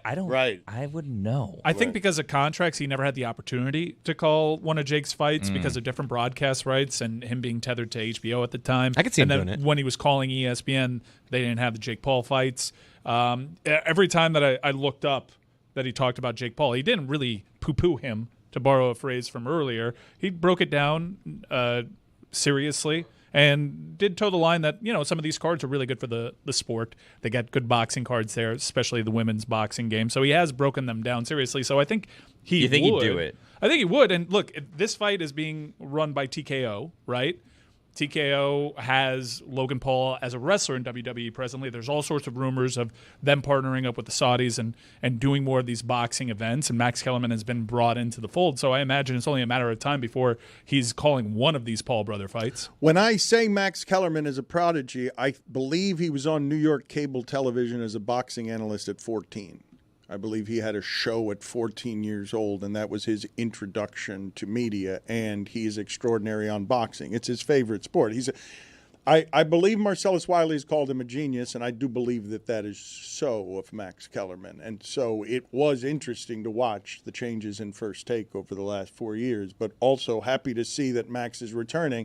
And I would imagine with many opportunities. I would imagine that Max with freedom can now grab a number of different jobs that might be more fulfilling than what he was doing in his earlier life. I don't know what the contract language was. Remember, he got bought out of his contract, and he hasn't done anything really for 24 months, and it seemed as though he was satisfied sitting it out and seeing what the media landscape would be. And I do think that people learned to appreciate him more in his absence rather than him just moved on to the next thing and try to stay in the cycle. It's an interesting case study. He was 16 when that show started. That's a fine. Okay. Is it a fine? Do I deserve a fine? Yeah, 16. Yeah, two fines for Gavin's too. That's a big fine. I'm not a young man really, but I'm 39 years old. And Max Kellerman was one of the voices of boxing and known as a boxing historian when I was a little kid watching documentaries about boxing. And how old is Max? He's 51 years old. Yeah. It's crazy. It doesn't seem like Billy has any interest or enthusiasm for Max Kellerman's return. No. Well, he asked a question. No one answered it. Hold on a second. That's not a fair thing to say. He's asking what's his I'm number. not throwing a party. Hey, it's a Max Kellerman watch party because he's coming back after being gone for 2 years. I have no problem with Max. I'm just asking if he would do a Jake Paul fight. I agree with Billy. I mean, I'm not going to watch a boxing match because of who's calling it. I just am not that interested. Well, but you don't love boxing. I used to. Well, when I ask you, we all used to. But if you love boxing, you're not watching for Max Kellerman. You're watching for boxing. Right. It does feel bigger when he does it, just like, when Troy Aikman and, Joe Buck are doing Monday Night Football. It feels like a bigger game. The broadcasters make it feel bigger, but you're not tuning in for the I mean, you've been saying that for years. Anyone can be broadcasting. You're not tuning in for them. People are tuning in for Canelo versus Crawford, and this is a fight that people have wanted to see for a long time. And you have Jim Gray as a part of the broadcast, Mark Riegel, friend of the show, I think, on the broadcast. This is a first fight that feels legit in quite some time. It's one that people have been wanting to see, and to have these voices from your past come back who were always on the big fights, give it more legitimacy when boxing has kind of become a celebrity circuit and it's been Saudi cards and it's been big and gaudy, and what can we make, what production can we put around this and make it feel bigger? It's been quite some time since people have been wanting to see just two guys, two pugilists go in a ring and fight it out. Those guys on the call certainly make it feel bigger. Greg, is there an announcer that you've actually gone out of your way to watch? Not because he's calling the game. For me, it's Vin Scully. I would go out of my way to watch games I didn't care about because he was calling the game. Chicken thigh. I don't disagree with that.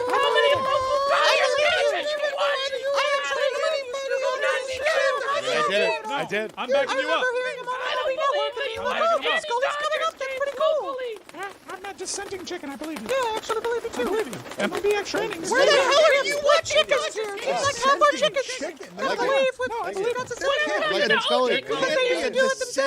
There can't be a dissenting chickens. There are no dissenting chickens. I think you'd be shocked at the amount of people in our audience that had MLB extra innings that went to bed with a LA Dodgers late game and Vin Scully just doing his thing. By the way, huge update for Dan on Peter Gammon's Day. Turns out the city of Boston, Peter Gammon's Day, that was the one that was declared in 2009. But Peter Gammon's did throw out the first pitch on June 15th, Red Sox against the Yankees, and it was declared by the Boston Red Sox themselves, Peter Gammon's Day. Right. So congratulations. He has 2 days? Yeah, journalism's day. One at Fenway and one with Boston? Yeah, that's right. That's a bit Special much. guy.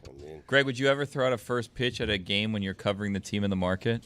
After I retire, maybe. We'd do it next. I did have a day in Fort Myers. Yeah. So that was big. Okay, so we've While gone you were a back. journalist. We've gone back to the wheelhouse. Please get me the sound from that day. He loves to relive that day, but I do want to, for just a moment, talk about. I was waiting for Tony because he's going to be in Vegas this weekend, and it has been a really disappointing year for UFC. I've sort of checked out over the last many years on my fight game allegiances that Stugotz has made fun of, because I really have enjoyed over the years the science of pitting mixed martial arts against each other, and also the lunacy that is making your living fighting other human beings for money. And you have heard and seen my distaste for Dana White and all things UFC, and chief among them is using and paying that labor force 20% as he gets rich, sloppy, and powerful. And now I'm reading reports that he doesn't even do the press conferences very much anymore because he's moved on to other things, and there has been a dilution of product where ESPN Plus is asking you to pay for ESPN Plus, and then you got to pay for pay-per-view, and you still get commercials, and they're doing too many fights. So they get decent main events, but they've got a problem, right, where they just sell us O'Malley and build him up, and he's a fraud because they just need, and they're getting giving a Mexican fighter Rodriguez fights that he shouldn't have just because they've got to get product out there. And I've always loved boxing more, but this particular carnival is taken over, and now boxing has been taken over by the Paul brothers, where McGregor's top. UFC hasn't been the same since McGregor left. I am stuck in an algorithm where I am just getting an assortment of McGregor Coke videos. Just McGregor on Coke, where it's just highlights. I'm stuck in an algorithm. I can't stop watching. Is there any them. other kind? No, I mean it's just him clearly coked up. And the sport hasn't. McGregor video. But here's what I wanted to talk about. The sport has not been the same. He had 7 of the top fights pay-per-view of all time. A legitimate star goes into boxing, makes it a circus. You guys say that doesn't cheapen anything. He made $100 million. Mayweather made $300 million. And somewhere the Pauls get rich and laugh. But the fight game, the arts, the people who love what the science of this is, sweet science. It gets engulfed by the circus. But I didn't want to go as long as I have without mentioning the retirement of John Jones, one of the great athletes of my time and one of the great disappointments.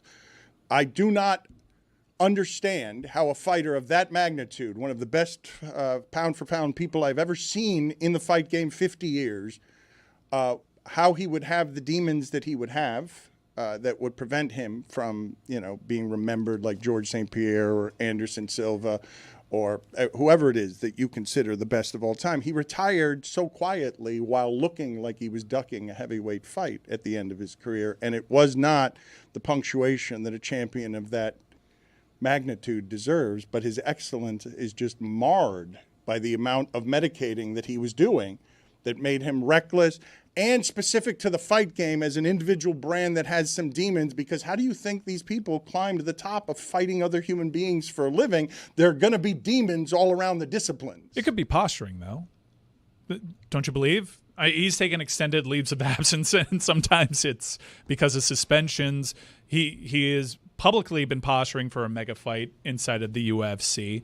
It could be a part of that. To your earlier point, there is a bit of a dip in stars. They were running and they were building guys up, guys like Izzy Adesanya, but then they kind of fall off. We saw it recently. Sean O'Malley was thought to be a star. He kind of falls off. Right now, Topuria, the guys aren't really. Pereira is probably the biggest star of that bunch in terms of title holders right now. They're trying to build guys up successfully, I think, with Paddy the Batty. That's someone you should keep your eye on. No, they did it successfully, but it was bogus, and they do have a problem. I don't want to bury It's not this. being bogus with Paddy the Batty. Like, I'm done doing that narrative. He's proved his bona fides, and he's proved to be legit, and now I think he's certainly worthy of it. But I get, like, the skepticism. I was there, too, with the hype machine around him. But this happens to the UFC. They have a lot of stars leave or retire or fall off, and they have to build back up. And I think what's happening right now is one of those build back up phases. Isn't it skeptical when any fighter or boxer who's aging says he's retiring? Yes, but he's 37. This is a fight for him to avoid. The last 7 months would have been the time to sort of cash in on this. And when it comes to negotiating with Dana White, I expect the labor to perpetually be screwed. It's the business model. The Aspinall fight is one of those fights that could everybody wants it, breathe life into UFC. But I also don't blame him for avoiding it. And at 37, that's not a weight class that I want to see him at. Like he's the best light heavyweight I've ever seen. Mm-hmm. I don't need to see him challenged as a heavyweight. He chose the right path with two guys that he knew he could beat the last two fights. He also had a pretty badass send off, if that's the last time that we saw him, and he's the GOAT. He's the greatest of all time, well within his rights. Stipe was retired when he beat him. He doesn't want to fight the type of I wouldn't want, if I were him at 37, I wouldn't want to fight the top heavyweight either. Mm-hmm. That's fair. He's at an age where I think his legacy is pretty well cemented, and because it's already way complicated anyways. And I think everyone would concede, even if he loses to Aspinall, that that's the greatest fighter they've ever seen at the height of his game. And he's still a what-if cautionary tale, which is wild. Ariel Hawani says, I'm tired of beating around the bush. I don't want to hear the GOAT talk when it comes to John. I'm sorry, you cannot be the GOAT if you have multiple PED infractions on the record. You cannot be the GOAT if you didn't want to do what others did for you. Time-honored tradition, you fight the top contenders. Not only was Tom Aspinall the top contender, he was the interim champion for almost 2 years. Is that unfair? No, that's more than fair. No, it is fair, but it is also, to me, a little bit difficult to do legacy talk on someone that I'm saying to you is a pure talent. What I'm watching, really loving the fighting game, is as skillful and artful a magician as I've ever seen do it, marred by an assortment of drug infractions and recklessness, and now at the end, punctuation that feels like cowardice when this man was afraid of no one. This man had legit. You can say he's not the GOAT if you want, but this was a man everyone feared fighting. No one knew how to beat this human being. The only way he could be beaten was his own demons with his recklessness away where the drugs would get a hold of him. Whose balls are juiced? We were talking about signature moves in athletics and who has a move that sticks in your mind. John Jones' spinning back elbow, just the most ferocious weapon in the history of combat sports. Regardless, Tony's going to be in Vegas this weekend doing the UFC fight because he has made that into a hustle around. He really loves what he's doing. Really on popular. Saturdays. It does well too, and it's a fun watch. You learn a lot. It's not your traditional oohs and ahs of a watch along. You're getting really good analysis as well. Remember Dana White told us that UFC would be bigger than the NFL? I said it would be the biggest sport in the world, and internationally, it's a giant. Look, I know everyone listening to this knows what my problems are politically and otherwise with the UFC. Dana White is a bully. It's been a bummer to see him rise to power on a carnival barker crusade where he's got a monopoly, and what gets chewed up is the athlete because it's no unions, and you got champions like living in the car and stuff. I don't think I'm that's probably an oversell, and I shouldn't say it that way if I don't have it on me, but there are just details on how it is even these champions have to work because the pay's not good enough. This is a brutal way to make a living, Stugotz. We lose sight of it, right? When you get all the pay-per-view and what you're throwing into the machine, more fights than ever, is a diluted product, and it's all meat. It's go fight each other and injure each other. You're fighting for money. It's caged, barbaric spectacle, and I've always loved the bravery and people willing to do that in front of others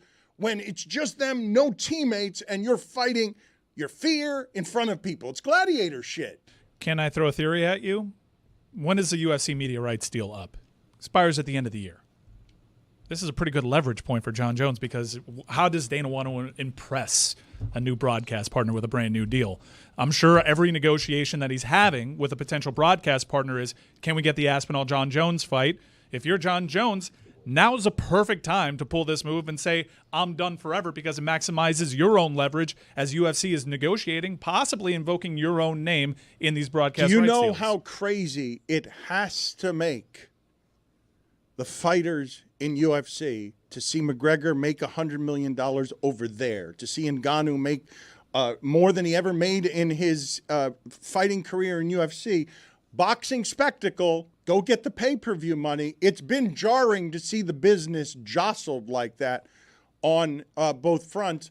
Do you guys, I know a lot of people think of me also as whenever I say anything anti-ESPN, they're just assuming it comes from a source of bitterness. But when it comes to the ESPN Plus app and the complaints MMA fans have of, you're making me sign up for a Windows 98 app, and then I'm just signing up for the right. I don't want ESPN Plus. I'm just signing up for the right to then pay-per-view what is a now diluted product that they blame ESPN for. Is that a fair criticism? I'm not on ESPN Plus, so I don't know how advanced it is or it isn't. You get plenty of free cards that come with just your ESPN Plus membership, and that also gives you all the other sports that are on ESPN Plus well within their rights to charge a premium for a premium live event like a big-time UFC card.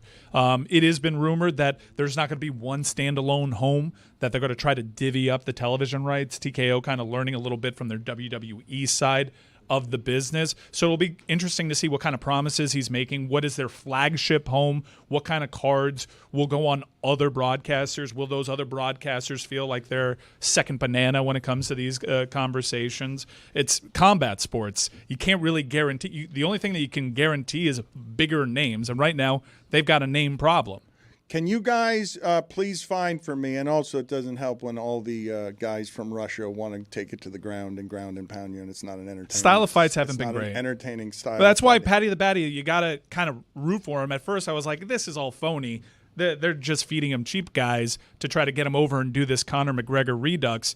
No, he shut me up promptly in the last two fights. I feel like we have lost Billy and Chris. Chris is yawning actively. The old-timey baseball player has Don't no leave interest. me and Greg out. No, Stugotz wasn't interested in this either. I will say, if you're looking to us for information in sports, since Stugotz said the Mets were the best team in baseball, they've lost 9 of 10. That's unfortunate. And yesterday on the show, we gave you one sure bet. We gave you Trevor Rogers of the Orioles is going to give up some runs, and he threw 8 shutout innings, allowed 3 hits. Best start as an Oriole. Shut out the potent Rangers. Like, truly terrible advice from Best our start show. of his career, he just shouted. I said of Trevor Rogers, my only analysis of Trevor Rogers is yes. When you throw from the left side, you can be big like that, throw hard, and have a ERA of 5 for the rest of your life in the big leagues. 8 innings of shutout ball from a dominant Trevor Rogers over the Rangers. Lowering his season ERA to 1.3 something. But last year, that ERA, woof. That is 3 starts. Incidentally, if you're looking for your baseball information here or on a broadcast tomorrow night on YouTube with Tim Kirkshin from 6 to 10 p.m., said last year the Orioles would be good for a decade. I also had the analysis of the Orioles are going to be so good, the Yankees will be closer to the bottom of the division than the top. The Orioles now have no pitching except for Trevor Rogers. No team in sports is good for a decade. Like every year, someone wins a championship, and you're like, you know what?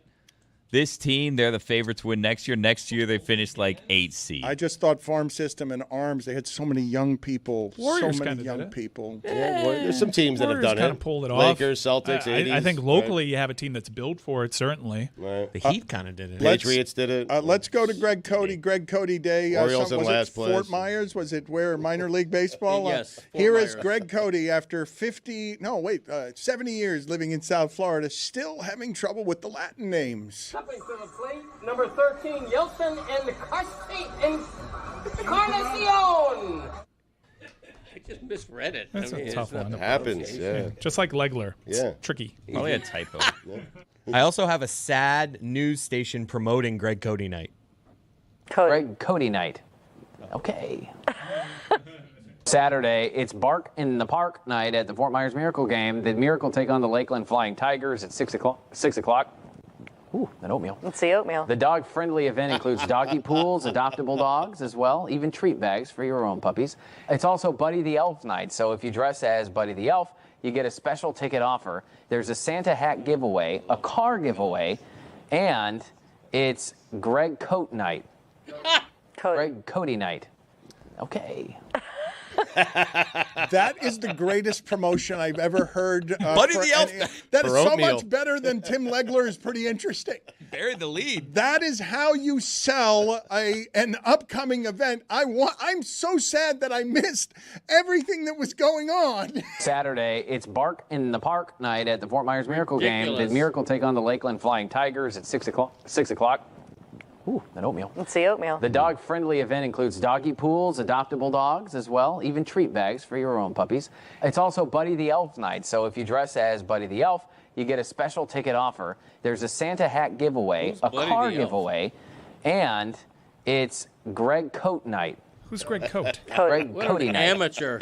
Okay. You should retire that guy. Greg, can you just lay out for a second so we can get the full comedy of the local broadcast instead of just barreling in chest first? I mean, we'd already played it 3 times. You don't know who Buddy the Elf is? From Elf, the movie with Will Ferrell. No. It came out Buddy after the Swing Elf. Vote. What's your favorite color? All right. that's Did him. you just Okay. criticize that guy's broadcasting? Yes.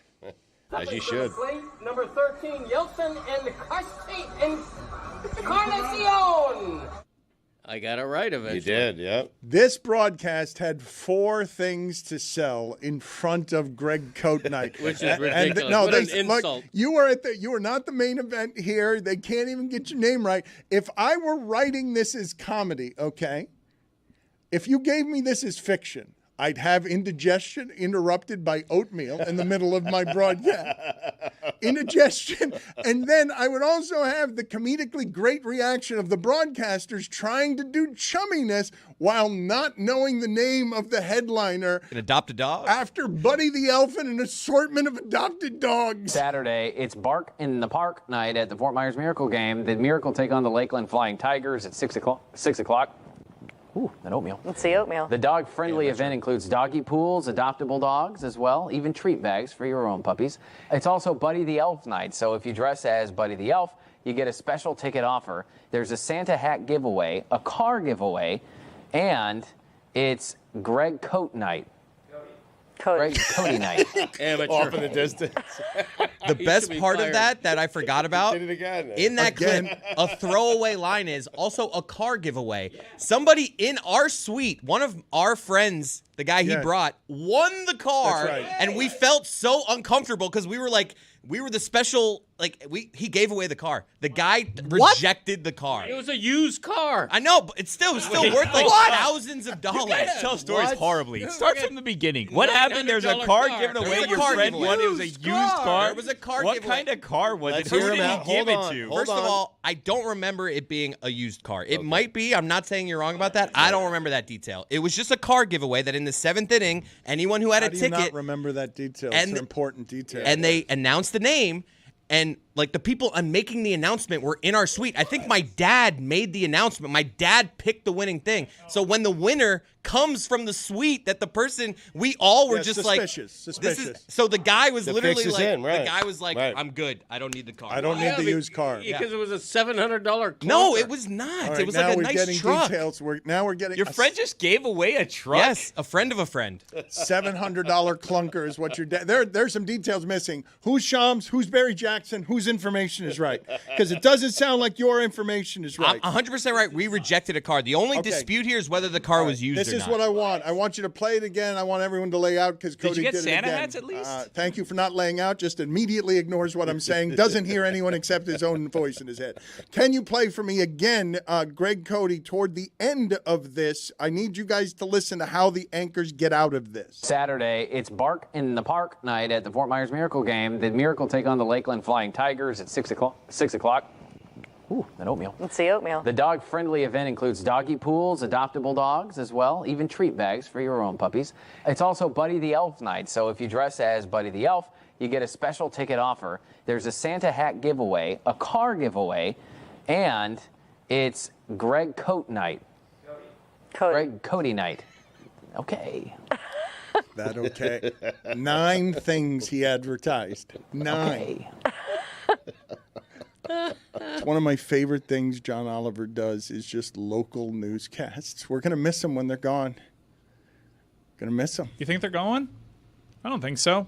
I actually think there's more of a demand for hyper-local stuff, given how everything is presented. Mm-hmm. It was a used car. See?